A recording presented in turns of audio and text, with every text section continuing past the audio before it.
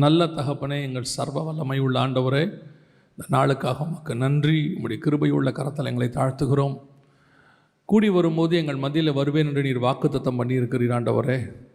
இஸ்ரவேலை காக்கிறவர் உறங்குவதும் இல்லை தூங்குவதும் இல்லை என்று நாங்கள் வாசிக்கிறோம் ஆண்டவரே. நீர் எங்கள் மத்தியில் இடைப்பட்டு நீர் பேசி வந்திருக்கிற ஒவ்வொருத்தரோடும் கர்த்தர் பேசுவீராக. திரும்பி போகும்போது வசனத்தை பெற்றுக்கொண்டவர்களாய் திரும்பி போக கிருபை பாராட்டும்.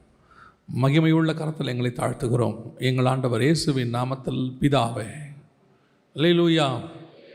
எஸ்தரின் புஸ்தகம் 9ஆம் அதிகாரத்திலிருந்து பார்க்க போகிறோம். அந்த 9ஆம் அதிகாரம் 1ஆம் வசனம் எஸ்தர் புஸ்தகத்தை வாசிக்கும் பொழுது, யூதரானவர்கள் தங்கள் பகைஞரை மேற்கொள்ளும்படிக்கு காரியம் மாறுதலாய் முடிந்தது. இந்த காரியம் மாறுதலாய் முடிந்தது அப்படிங்கிறது இந்த ஒரு இடத்துல மட்டுமே இல்லை. எஸ்தர் புஸ்தகம் ஃபுல்லாக பார்த்தீங்கன்னு சொன்னால் காரியம் மாறி மாறி நடந்துகிட்டே இருக்கும். நினைக்கிறது எதுவுமே அதில் நடக்காது. யார் நினைக்கிறதுமே அதில் நடக்காது. ஆமான் நினைக்கிறது நடக்காது, முர்தக்காய் நினைக்கிறது நடக்காது. ஒவ்வொன்றும் மாறி மாறி யூத ஜனங்கள் நினைச்சது நடக்காது. ஒவ்வொன்றும் நடக்காது. எல்லாமே மாறுதலாய் முடியும்.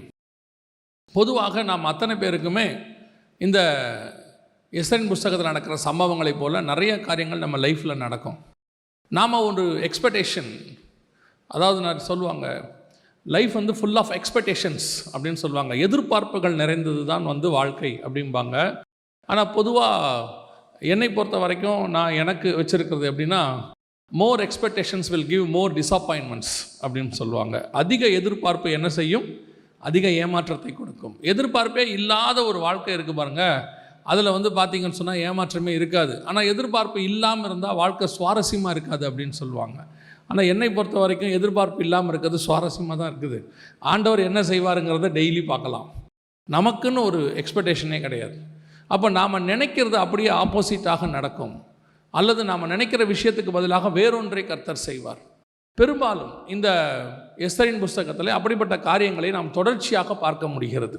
அதாவது 4ஆம் அதிகாரத்திலிருந்து அந்த காரியங்களை நாம் ஒவ்வொன்றாக பார்க்கும் பொழுது அவர்கள் நினைக்கிற காரியம் ஒன்றுமே நடக்கவில்லை. ஒரு 4 காரியங்கள். ஏன் கடைசியாக அப்படி காரியம் மாறுதலாய் முடிந்ததுக்கு என்ன காரணம் அப்படிங்கிறதையும் நம்ம பார்த்துட்டு முடிக்க போகிறோம்.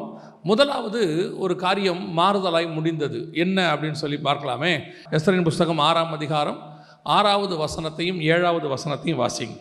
ஆமான் உள்ளே வந்தபோது ராஜா அவனை நோக்கி, ராஜா கனம் பண்ண விரும்புகிற மனுஷனுக்கு என்ன செய்யப்பட வேண்டும் என்று கேட்டான். அதற்கு ஆமான் என்னையன்றி யாரை ராஜா கனம் பண்ண விரும்புவார் என்று தன் மனதிலே நினைத்து, இதான் அவன் எக்ஸ்பெக்டேஷன். என்னை இல்லாம வேற யாரையா இவர் ஆசீர்வதிக்க போறாரு, என்னை யாரு கனப்படுத்த போறாரு அப்படின்னு சொல்லி ஆமான் நினைத்து கொண்டு அப்புறம் ராஜாவை நோக்கி, ராஜா கனம் பண்ண விரும்புகிற மனுஷனுக்கு செய்ய வேண்டியது என்னவென்றால், இதுதான் ஆமானுடையதான ஒரு எக்ஸ்பெக்டேஷன். இப்போ அவன் என்ன நினைக்கிறான்னா, ராஜா மனசுல ஒன்று இருக்குது, ராஜா ஒன்று நினைச்சிருக்கிறாரு. ஆனால் ராஜா என்ன சிச்சுவேஷனில் இருக்கிறாருன்னே தெரியாது. ராஜாவுடைய எண்ணம் என்ன, சித்தம் என்ன தெரியாது. ஆனால் ராஜா ஒரு கேள்வி கேட்ட உடனே அவனா ஒன்று நினச்சிக்கிட்டான், நம்மளை தவிர வேற யாரப்பா அவர் கனம் பண்ண போறாரு அப்படின்னு சொல்லி. அப்போது அவனுக்குள்ள ஒரு எண்ணம் இருக்கிறது. என்னன்னா, வேற யாரை கனப்படுத்த போறாரு, என்ன கனப்படுத்த இல்லாமல் வேற யார் இருக்கா இந்த ராஜ்யத்தில் அப்படின்னு சொல்லி அவனுக்கு ஒரு பெரிய நம்பிக்கை, தன்மேல ஒரு பெரிய நம்பிக்கை. ஆனால் வசனம் எப்படி அந்த சம்பவம் எப்படி போய் முடியுது அப்படின்னு கேட்டிங்கன்னா, 6ஆம் அதிகாரத்தில் ராஜா சொல்றாரு, இதே காரியத்தை நீ என்ன செய்ய, இப்போ நீ என்னென்னலாம் சொன்னியோப்பா அதை எல்லாத்தையும் போய் நீ என்ன பண்ணு, மொர்தெக்காய்க்கு போய் பண்ணுன்னு சொல்லிட்டார். இது அவன் எதிர்பார்க்காத ஒரு சம்பவம். பல நேரங்களிலே நாம் இப்படித்தான் கனப்படுத்த வேண்டும் என்று எதிர்பார்க்கப்படுகிறோம், உயர்த்தப்பட வேண்டும் என்று எதிர்பார்க்கப்படுகிறோம். நமக்கு ஒரு உயர்வு வரும் அப்படின்னு சொல்லி எதிர்பார்க்கிறோம். ஆனால் அந்த நேரத்தில் பார்த்தீங்கன்னா அந்த உயர்வு அப்படியே மாறி வேறு யார் கைக்காவது போயிடும், நம்ம கண்ணுக்கு முன்னாடியே போகும். நம்ம என்ன நினச்சிட்டு இருப்போம், நம்ம தான் அடுத்த ப்ரமோஷன், நம்ம தான் அடுத்து, நமக்கு அப்புறம் தான் இப்போது அவருக்கு அடுத்து நம்ம தான் வரப்போகிறோம் அப்படின்னு சொல்லி ஒரு பெரிய எதிர்பார்ப்பில் இருந்துக்கிட்டே இருப்போம். ஆனால் திடீர்னு என்ன நடக்கும்னு கேட்டிங்கன்னா, சம்பந்தமே இல்லாத ஆள் ஒருத்தர் அங்கே வந்துடுவாப்புல. இதில் என்ன ஆகும்னு கேட்டிங்கன்னு சொன்னால், இந்த ஆமான் கொஞ்சம் பரவாயில்லன்னு போய் நான் என்னன்னு கேட்டால், ஆமான் அப்படி சொன்ன உடனே ஆமான் தன்னை பற்றி நினச்சிக்கிட்டு ஐயோ பயந்து வீட்டுக்கு ஓடிட்டான். ஆனால் நம்ம என்ன பண்ணுவோம் தெரியுமா, இந்த ராஜாவுக்கு அறிவே இல்லை, என்னை விட்டுட்டு இன்னொரு ஆளை போய் இப்படி பண்ணுறாரு அப்படின்னு ராஜாவை திட்ட தொடங்கிடுவோம். இதுதான் நம்முடைய எக்ஸ்பெக்டேஷன், இதுதான் நம்முடைய சுபாவம். தேவன் உங்களுக்கு நியமித்ததை கண்டிப்பாக உங்கள் கையிலே கொண்டு வந்து கொடுப்பார். அதில் எந்த விதமான மாற்று கருத்தும் கிடையாது. ஆனால் தேவன் நியமித்திருக்கிற எல்லா காரியமும் உங்களுடைய தான் நம்ம நினச்சிக்க கூடாது. நாம் அப்படியே ஒரு சில நேரத்தில் சில காரியங்கள் நடக்கும்போது, உதாரணமாக நான் என்ன வச்சே சொல்கிறேனே, இந்த ஊழியத்தின் பாதையில் ஆரம்பிக்கும் பொழுது 20 வருஷத்துக்கு முன்னாடி ஒரு வெளிநாட்டில் வேலை செஞ்சுட்டு இருக்கும்போது ஆண்டவர் திடீர்னு ஊழியத்துக்கு போன்னு சொல்கிறாரு. ஒரு 6 மாதம் 8 மாதம் ஜோம் பண்ணுறோம். கர்த்தர் கடைசியாக ஃபைனலாக இல்லை நீ ஊழியத்துக்கு வரணும்னு சொல்லி ஆண்டவர் பேசின போது வேலையை குவிட் பண்ணிட்டு இங்கே வரும்போது என்ன கனவு தெரியுமா? சரி, ஆண்டவர் இவ்வளோ தூரம் 8 மாதம் பேசி கூட்டுட்டு வராரு, வேலையை விட்டுட்டு இங்கே வரோம் அப்படின்னு நினச்சி உள்ளே வந்தால் 11 மாதம் ஒரு மீட்டிங் கூட இல்லை. ஒரு மீட்டிங் கிடையாது, ஒன்றும் கிடையாது. ஃபாஸ்டிங் ப்ரேயருக்கு போவோம், யாராவது கூப்பிடுவாங்க, போய் ப்ரேயருக்கு தான் கூப்பிடுவாங்க, மீட்டிங்க்கு கூப்பிட மாட்டாங்க, செய்தி கொடுக்க கூட மாட்டாங்க. போவோம், அவங்களோட ப்ரேயரில் உட்காருவோம். எல்லாரும் நல்லா சொல்லுவாங்க, நல்லா ஜெபம் பண்ணுறீங்க பிரதர், அடுத்த ஜெபத்துக்கு வந்துருங்கம்பாங்க. ஒருத்தர் கூட மெசேஜுக்கு கூப்பிட மாட்டாங்க. நம்ம வந்ததே எதுக்காக வந்தோம்? ராஜா நம்மளை கனப்படுத்தி மேலே தூக்கிட்டு போகிறார் போல், எங்கேயோ போகிறோம் அப்படின்னு சொல்லி.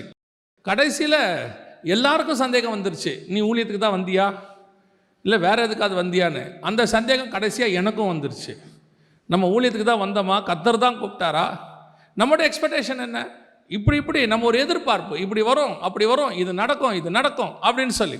ஆனால் ஆண்டவர் சொல்கிறார், இல்லை, கனப்படுத்த வேண்டும் என்ற ஒரு காலம் வரும்போது ஏற்ற காலத்தில் உங்களை உயர்த்தும்படிக்கு அவருடைய பலத்த கரத்துக்குள் அடங்கி இருங்கள். ஒரு நாள் வரும், கர்த்தர் உயர்த்துகிற காலம் ஒன்று வரும். அப்போ ஒரு கூட்டத்துக்கு என்ன இருக்குது? நாம் நினைக்கும் போது அது நடந்துடணும், நாம் நினைக்கும் போது அந்த உயர்வு வரணும். நம்மளை கர்த்தர் இப்போ ஆசீர்வதிச்சிருவார். அதாவது ஆண்டவர் உங்களுக்கும் எனக்கும் சிச்சுவேஷனுக்கு ஏற்ற மாதிரி நோட்டு எழுதுறவர் இல்லை, அந்தந்த காலகட்டத்துக்கு எழுதுகிற மாதிரி டைம் டேபிள் எழுதுறவர் இல்லை. அவர் நம் தாயின் கருவிலே உருவாகும் போதே எல்லாத்தையும் எழுதி வச்சுட்டார், மொத்தத்தையும் குறித்து வச்சுட்டார். புதுசாக ஒன்று ஆண்டவர் செய்ய போகிறதே இல்லை. இதில் வேற நம்ம புதுசாக வேற ஆண்டவருக்கு வேறு அட்வைஸ் பண்ணுவோம். ஆண்டவரே, இந்த சிச்சுவேஷன் போயிட்டு இருக்குதே உங்களுக்கு தெரியுமா, நம்மளை ஆண்டவர் கைவிட்டுட்டார் அப்படிங்கிறது. என்ன காரணம் அப்படின்னா, நாம் இதில் இன்னொரு கொடுமை ஒன்று இருக்குது. நாம் உயர்த்தப்படலைங்கிறது ஒரு வருத்தம். நமக்கு எவன் பிடிக்காதோ அவனை உயர்த்தி இருப்பார். இருக்கிறதுலேயே அதுதான் நமக்கு ரொம்ப கொடுமை. நான் கூட பரவாயில்லைங்க, என்னை விடுங்க, அவன் என்ன பண்ணான்னு மேலே கூப்பிட்டு வந்தார். இது பெரும்பாலும் சபையில் பார்த்தீங்கன்னா பாஸ்டர் மேலே அந்த கோபம் வரும். பாஸ்டர் இத்தனை வருஷம் சர்ச்சுக்கு வரோம், நம்ம கண்ணுக்கு தெரில, என்ன பண்ணார்னு அவரை தூக்கி மேலே நிற்க வச்சு பாட்டு பாட விட்டுட்டார் அதுக்குள்ளே அப்படிம்பார். அப்படின்னு விசுவாசிக்க ஒரு எண்ணம். அதாவது இந்த புல்பீட்டுக்கு நிற்கிறதுக்கு கர்த்தர் யாரை முன்குறிக்கிறாரோ அவர்கள் தான் நிற்க முடியும். இங்கே அதுக்கு ஏஜோ அனுபவமோ அதெல்லாம் கர்த்தர் பார்வை இருக்குது. மோசேக்கு அப்புறம் யார் வரணுங்கிறது ஒரு காரணம் இருக்குது. நியாயமாக பார்த்தா மோசேக்கு அப்புறம் வேறு யாரோ தான் வரணும். ஆனால் வந்தது யார்? யோசுவா வந்துட்டார். இவங்கெல்லாம் என்ன நினச்சாங்க? நாம் ஆசாரிப்பு கூடாரத்தில் நிற்கிறோம், அந்த வேலை பார்க்குறோம், இந்த வேலை பார்க்குறோம், அடுத்து மோசேக்கு அப்புறம் நம்ம தான் நடத்த போகிறோம்னு நினச்சிக்கிட்டு இருந்தா, சம்மந்தமே இல்லாமல் மலைக்கடியில் உட்காந்துக்கிட்டு இருக்க ஒரு பையனை கூப்பிட்டு வந்துட்டார். தம்பி நீ வா, நீ தான் நடத்து அடுத்துன்னு. இப்போ அத்தனை பேருக்கு எப்படி இருக்கும்? இப்போ இவனுக்கே பயமாக இருக்குது. யாருக்கு? யோசுவாவுக்கே பயமாக இருக்குது. ஆண்டவரே, இவ்வளோ பேரை நான் எப்படி நடத்துறது அப்படின்னு ஆண்டவர் சொல்கிறார். நான் மோசையோடு கூட இருந்தது போல உன்னோடு இருப்பேன். இப்போ பிரச்சனையே அதுதான். மோசே கூட இருக்கும்போது தான் அவனுங்க இவ்வளோ பிரச்சனை பண்ணானுங்க. மோசே கூட இருக்கும்போது தான் முறுமுறுத்தானுங்க. மோசே கூட இருக்கும்போது தான் எதிர்த்து பேசினானுங்க. மோசே கூட இருக்கும்போது தான் என்னை கொல்ல பார்த்தியான்னு கேட்குறானுங்க, வழியில் கொண்டு வந்து சாகடிக்க பார்த்தியான்னு கேட்குறாங்க. இப்போ இவர் சொல்கிறாரு, நான் மோசே கூட இருந்தது போலவே இருக்கிறேன். அதுக்கு நம்ம இருக்காமே இருக்கலாம். அவன் கூட இருக்கும்போது தான் இவ்வளோ பிரச்சனை வந்துச்சு ஆண்டவரே. அதோட அர்த்தம் என்ன அப்படின்னா, நான் மோசையோடு கூட எப்படி இருந்தேனோ அப்படி உன் கூட இருப்பேன்னு அர்த்தம். அதாவது மோசே கூட இருந்த மாதிரி இவங்க பார்த்த மாதிரி நீ பார்க்க மாட்டே. நல்லா கவனிச்சு பாருங்க. யோசுவா கிட்ட கர்த்தர் வந்த பிறகு ஒரு தடவை கூட அவர்கள் முறுமுறுக்கவில்லை, ஒரு தடவை கூட எதிர்த்து பேசவில்லை, ஒரு தடவை கூட அவனுங்க என்ன செய்யலை, அவங்களுக்கு விரோதமாக ஒரு வார்த்தை பேசலை. கானான் போய் சேர்ற வரைக்கும் பொறுமையாக இருந்தானுங்க. எதுக்கு உங்களுக்கு சொல்கிறேன் தெரியுமா? சில நேரத்தில் கர்த்தர் யாரை உயர்த்த வேண்டும் என்று வைத்திருக்கிறார்ன்றது கர்த்தருக்கு நல்லா தெரியும். இவனை கொண்டு வந்து இந்த நேரத்தில் இப்படி உயர்த்தினா அது நல்லதாக முடியும் அப்படின்னு ஆண்டவருக்கு தெரியும். காட் ப்ரீ பிளான்டு எல்லாமே. நாம் நினச்சிக்கிட்டு இருக்கிற காரியம் நடக்காது. நாம் நினச்சிட்டு இருக்கிற காரியம் நடக்கணும்னு நினைக்கக்கூடாது. நாம் ஆண்டவருக்கு பிளான் கொடுக்க வேண்டியதில்லை. அவர்கிட்ட ஏற்கனவே ப்ளூ பிரிண்ட் இருக்குது. அவர் தான் அடிக்கடி சொல்லுவார், நான் உனக்கு காண்பித்த மாதிரியின்படியே நீ கட்டுவதற்கு. ஆமாம், நீ உன் இஷ்டத்தை யூஸ் பண்ணாதன்னு அர்த்தம். நீ எதுவுமே இம்ப்ளிமெண்ட் பண்ணிடாத. Already every thing is pre planned. இன்னைக்கு இதுதான் இங்கே பிரச்சனை. இதில் இன்னொரு கூட்டம் இருக்குது, அது இதை விட கொடுமையான கூட்டம். ஆமான் கூட்டமே இங்கே இருக்குங்க. அது என்ன தெரியுமா? இது எப்படியாவது அவனை தட்டி விட்டு மேலே வந்துடலான்னு ஒரு நினைப்பில் இருக்கும். எப்படியாவது அவனை தட்டிட்டு என்ன செஞ்சிடலாம். இவன் எப்படிப்பட்ட ஆட்கள் தெரியுமா இவங்க எல்லாரும்? இதில் ஆக்சுவலாக உண்மையாக பார்த்தீங்கன்னா மொர்தெக்காய் ராஜாவை காப்பாற்றியிருக்கிறான். ஆனால் அவன் அதை பற்றி என்ன செய்யல, ஒரு பெருசாக நினைக்கல. அவன் எங்கேயோ ஒரு வாசலில் போய் ரோட்டில் உட்காந்துருக்கிறான். இது என்ன சொல்கிறது, ராஜா செலக்ட் பண்ணி மேலே வந்தாள். ஆனால் எஸ்தர் புஸ்தகத்தை நான் படித்த வரைக்கும் ஒன்று மட்டும் எனக்கு நல்லா தெரியுது, ஆமானை விட கொஞ்சம் அறிவு குறைவு தான் அந்த ராஜாவுக்கு. உடனே மோதிரத்தை கழட்டி கொடுத்துறான் எல்லார்ட்டையும். ஆமான்ட்டையும் கழட்டி கொடுத்துட்டான், மொர்தெக்காய்ட்டையும் கழட்டி கொடுத்துட்டான், யார் போய் கேட்டாலும் கழட்டி கொடுத்துட்டான் அந்த ராஜா, அகாஸ்வேரு ராஜா. அவன் என்ன பண்ணிட்டான், ஆமானத்துக்கு மேலே உட்கார வச்சுட்டான். உட்கார வச்ச உடனே ஆமான் மாதிரி ஆட்கள் இருப்பாங்க கொஞ்சம் பேர், இது வேலையே பார்த்துருக்காது, ஆனால் மேலே உட்காரணும்னு நினச்சிக்கிட்டே இருக்கோம். அப்படி ஒரு குரூப் இருக்குது. இது இந்த ஆமான் குரூப்பு. இது சும்மாவே மேலே உட்காந்துக்கணும்னு நினைக்கும். இப்போ திடீர்னு இந்த எல்லா வேலையும் செஞ்சுட்டு ஒருத்தன் பின்னாடி உட்காந்துருப்பான். சில நேரத்தில் அப்படிப்பட்டவர்கள் நெருடலாக இருக்கும். என்ன நமக்கு ஒன்றுமே இல்லையே, ஒரு உயர்வு இல்லையே, ஒன்றுமே செய்யலையே, யாருமே கண்டுக்க மாட்றாங்களே. நான் சொல்கிறேன், யாருமே உங்களை கண்டுக்கவே வேண்டாம். உங்களை பரலோகம் பார்த்து கொண்டே இருக்கிறது. பரலோகம் ரிஜிஸ்டர் பண்ணிக்கிட்டே இருக்கு. நீங்கள் செய்கிற ஒவ்வொரு காரியமும் அவருடைய ஜீவ புஸ்தகத்தில் எழுதப்பட்டு கொண்டே இருக்கு, ஞாபக புஸ்தகத்தில் இருக்கு. அவர் நீதியுள்ள நியாயாதிபதி. ஒருத்தர் உண்மையாக வேலை செஞ்ச ஒருத்தனை கர்த்தர் விடவே மாட்டார். எனக்கு பைபிளில் ரொம்ப பிடிச்ச ஒரு விஷயம் என்ன தெரியுங்களா? தேவன் நம்ம உண்மையாக செஞ்ச ஒரு விஷயத்தை கூட, அன்றைக்கி செஞ்ச ஒரு விஷயத்தை கூட மிஸ் பண்ணாமல் பைபிளில் எழுதியிருப்பார். இந்த யாபேசுங்கிறவன் யாருனாவது உங்களுக்கு தெரியுமா? எதை பற்றி, அவனை பற்றின எந்த குறிப்பாவது உங்ககிட்ட இருக்குதா? ஆனால் அவன் பண்ண ஒரு ஜெபம் மட்டும் அதில் இருக்கும். அவன் உண்மையாக ஒரு ஜெபம் பண்ணியிருக்கான். அந்த ஒரு ஜெபத்தை கூட விடாதபடிக்கு கர்த்தர் அதில் மென்ஷன் பண்ணி வச்சிருக்கிறார். அதையே மென்ஷன் பண்ணி வச்சிருப்பார்னா, நீங்கள் தேவனுக்கு உண்மையாய் செய்த அத்தனை காரியங்களையும் கர்த்தர் முன்குறித்து தான் வச்சிருக்கிறார். இன்றைக்கி பெரிய பெரிய ஊழியக்காரங்களாம் இருக்கிறாங்கல்ல, இவங்கெல்லாம் இன்றைக்கி பெருசாக இருக்கும் போது தான் நீங்கள் பார்க்குறீங்க, சரியா? ஆனால் இவர்கள் ரட்சிக்கப்பட்ட புதுசில் அவங்க சபையில் அவங்க எவ்வளோ உண்மை உள்ளவர்களாக இருந்தாங்கன்னு கர்த்தர் பார்த்ததுனால தான் இன்றைக்கி அவங்க பெரிய ஊழியக்காரராக மேலே உட்காந்துருக்கிறாங்க. ஆண்டவர் யாரையும் சும்மா கொண்டு மேலே உட்கார வைக்கிறது இல்லை. சும்மா இருந்துட்டு போட்டோம். நம்ம சாமுவேல் பார்த்தீங்கன்னு சொன்னால், தாவீது அண்ணன் இந்த ஈசாயோடைய முதல் பையனை பார்த்த உடனே என்ன பண்ணிடுவார் தெரியுமா? எழுந்திரிச்சு போய் அபிஷேகம் பண்ண போயிடுவார் ராஜாவா. அப்போ ஆண்டவர் சொல்வார், நீயோ முகத்தை பார்க்கிறாய், நானும் இருதயத்தை பார்க்குறேன். ஆள் பார்த்தா வாட்ட சாட்டமாக இருக்கான். அப்படி பார்த்த உடனே, ஓ சூப்பர், இவனை தான் ராஜாவாக இருக்கும் போல அப்படின்னு சொல்லிட்டு இவன் ஏந்திரிச்சு போயிட்டான். ஆனால் தாவீது வரும்போது பார்த்தீங்களா, சாமுவேல் என்ன பண்ணுவான்னு? அவனை பார்த்தாலே, இப்போது 8 பேர் வீட்டில் 7 பேர் இல்லைன்னு ஆகிப்போச்சு. அப்போ மிச்சம் ஒருத்தன் தான் இருக்கான். அப்போ யாராக தான் இருக்கணும்? ராஜா. இது நார்மல் காமன் சென்ஸ் இல்லையா? Normal common sense. 8 கால் பூச்சிக்கு எத்தனை கால்னு கேட்ட மாதிரி. அப்போ பாருங்கள், 8 பேர் வீட்டில் இருக்கான், 7 பேர் இல்லைன்ட்டாரு. அப்போ கண்டிப்பாக யார் தான்? 8ஆவதாக உள்ளவன் தான். ஆனால் தாவீது வரும்பொழுது வசனம் சொல்லுகிறது, கர்த்தர் சாமுவேலை பார்த்து நீ எழுந்து அவனை அபிஷேகம் பண்ணு என்றார். அப்படின்னா என்ன அர்த்தம்? தாவீது வரும்போது இவர் என்ன பண்ணியிருக்காரு? உட்காந்தே இருக்காரு. ஆனால் முதல் பையன் வரும்போது என்ன பண்ணிட்டாரு? அது என்னன்னா, இவர் வெளியே பார்க்குறாரு, வாட்ட சட்டமாக இருக்கான். இவர் வர்றதை பார்க்குறாரு. இவன் பார்த்தா வனாந்தரத்தில் ஆடு மேய்ச்சிட்டு நல்லா விறுவிறுக்க தம்பி ஓடி வரான். நல்லா சோப்பாக தான் இருக்கான் பையன், பார்க்கறதுக்கு சிவந்த மேனி உள்ளவன் இருக்கு. ஆனால் ராஜா மாதிரி இல்லை இல்லையா? பார்க்கறதுக்கு என்ன மாதிரி இல்லை? ராஜா மாதிரி இல்லை. ஆனால் கர்த்தர் பார்வைக்கு அவன் தான் ராஜா. கர்த்தர் பார்வைக்கு அவன் ராஜாவாக தெரிகிறான். அதே தேவன் தான் இன்னும் உங்களையும் என்னையும் பார்த்து கொண்டே இருக்கிறார். அதே தேவன் தான் உங்களை என்னையும் செலக்ட் பண்ணி கொண்டு இருக்கிறார். ஏன் இன்னைக்கு செலக்ட் பண்ணார்? இன்னைக்கு சில பெரிய ஊழியக்காரங்களாம் அன்றைக்கி ஒரு 15 வருஷத்துக்கு முன்னாடி வெளிப்படுத்தின விசேஷம் ஒரு பைபிள் ஸ்டடி எடுக்கிறதுக்கு என்னை வர சொல்லியிருந்தாங்க ஒரு நாட்டில். ஸோ ஃப்ளைட்லாம் டிக்கெட்லாம் போட்டு கொடுத்தாங்க. போய் இறங்கிட்டு ஏர்போர்ட்டில் நிற்கிறேன். அவர் ஒரு சீனியர் பாஸ்டர். அவர் வந்தார். அவர் அப்போ தான் என்னை பார்க்குறாரு. ஃபஸ்ட்டு காரை விட்டு இறங்கினார். இப்படி என்னை பார்த்தாரு. நீங்களா வெளிப்படுத்தின விசேஷம் எடுக்கிறீங்க அப்படின்னாரு. ஆமான்னு. எந்த பைபிள் காலேஜ் படிச்சிங்கன்னாரு. எந்த பைபிள் காலேஜும் போகல. என்ன சரி வாங்க, இவ்வளோ தான் வரவேற்பு. அவர் எதிர்பார்த்தது என்னன்னா, வெளிப்படுத்தின விசேஷம்னா நல்ல ஆள் பார்க்க ஸ்டவுட்டாக, நல்ல ஹைட்டாக, கம்பீரமாக ப்ரைஸ் த லார்ட் அப்படி அந்த ப்ரைஸ் த லார்டை கொஞ்சம் ஏற்ற இறக்கத்தோடு சொன்னால் தான் நல்ல ஊழியக்காரர். தெரியுமா உங்களுக்கு? வேத பண்டிதராக இருந்தால் அவர் எப்படி சொல்லணும்? ப்ரைஸ் த லார்டை, ப்ரைஸ் த லார்ட், நல்லா இருக்கீங்களோ அப்படி கேட்டால் தான் அவங்க பாஸ்டாக ஒத்துப்பாங்க ஒரு காலத்தில். இப்போ என்னெல்லாம் அவங்க ஒத்துக்கவே இல்லை ஆரம்பத்தில். அதுவும் வெளிப்படுத்தின விசேஷம்னா ஒத்துக்கவே இல்லை. கன்ஃபார்மாக நான் எடுக்க மாட்டேன்னு முடிவு பண்ணிட்டாங்க. எதுக்கு சொல்கிறேன்? வெளியே பார்க்குறாங்க, ஆனால் கர்த்தர் பார்த்து வச்சிருக்கிறார். இன்றைக்கி இல்லை, நீ முதல்ல உன் சபையில் ஒரு நாள் பாய் போட்டல்ல, ஒரு நாள் உங்கள் சபையில் உட்காந்து பெருக்குனீங்கல்ல, யாருக்கும் தெரியாத போது டாய்லெட்டை க்ளீன் பண்ணீங்கல்ல, அன்னைக்கே கர்த்தர் முடிவு பண்ணி வச்சிருக்கிறார். ஒரு நாள் உனக்கு ராஜவஸ்திரம் தரித்து குதிரையின் மேல் உட்கார வைத்து உன்னை ஊர் முழுக்க இவன் என்னுடைய பையன் என்று சொல்ல வைப்பேன் என்பதை கர்த்தர் அன்னைக்கே நிர்ணயம் பண்ணிட்டார். காரியம் மாறுதலாய் முடிந்தது.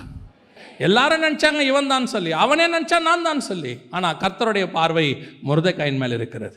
எப்பவுமே நினச்சிக்காதீங்க எல்லாத்துக்கும் நம்ம தானும் நினச்சிக்க கூடாது. ஆண்டவர் சிலரை உயர்த்தும் போது இன்னொரு விஷயத்தையும் நல்லா புரிஞ்சுக்கோங்க. இதில் கர்த்தர் ஒருத்தனை உயர்த்தும் போது அந்த உயர்வுக்கு நீங்கள் ஒப்பு கொடுங்கள். புரியுதா? இவனுக்கா, இந்த ஆளுக்கா, அதெல்லாம் என்னால் முடியாது. சவுலை தேவன் ராஜாவாக ஏற்படுத்தின உடனே ஜனங்கள் என்ன சொன்னாங்களாம்? பேலியாளின் மக்கள் என்ன சொன்னாங்களாம்? இவனா நமக்கு ராஜா. பல நேரங்களில் நம்ம அப்படி தான் இருக்கிறோம். சிலரை கர்த்தர் உயர்த்தும் போது, வேலை ஸ்தலத்தில் நீங்கள் இருப்பீங்க, உங்களை விட கொஞ்சம் எக்ஸ்பீரியன்ஸ் கம்மியான ஆளாக இருப்பார், படிப்பு குறைவாக இருப்பார். திடீர்னு அந்த ஆளை தூக்கி உங்களுக்கு மேலே உட்கார வச்சுருவாங்க. ஏன் தெரியுமா கர்த்தர் அப்படி வைக்கிறாரு? உன்னுக்குள்ளே இருக்கக்கூடிய அந்த பெருமைகள் கொஞ்சம் இருக்குது, அதையெல்லாம் உடைக்க வேண்டும் என்று கர்த்தர் விரும்புகிறார். கர்த்தர் ஒருத்தனை உட்கார வைக்கும் போது மேலான அதிகாரத்திற்கு நீங்கள் கீழ்ப்படிய வேண்டியது அவசியமாக இருக்கிறார். ஒரு தம்பி திடீர்னு அவங்க அப்பா இறந்துட்டார். ஆனால் அவங்க அப்பா அதுக்கு முன்னாடியே அவனை பாஸ்டராக உருவாக்கி எல்லாம் ரெடி பண்ணிட்டார். ஆனால் ஒரு நாள் இறந்துட்டார். இப்போ அந்த தம்பி அப்படியே பாஸ்ட் ஆன உடனே அதுக்கு முன்னாடி இருந்த ஜென்ரேஷன் ஒன்று உட்காந்துருக்குல்ல உள்ள, அவர்களுக்கு இவனை ஏற்றுக்கொள்வது எப்படி இருக்கும்? கஷ்டமாக இருக்குது. எப்படி இருக்குது?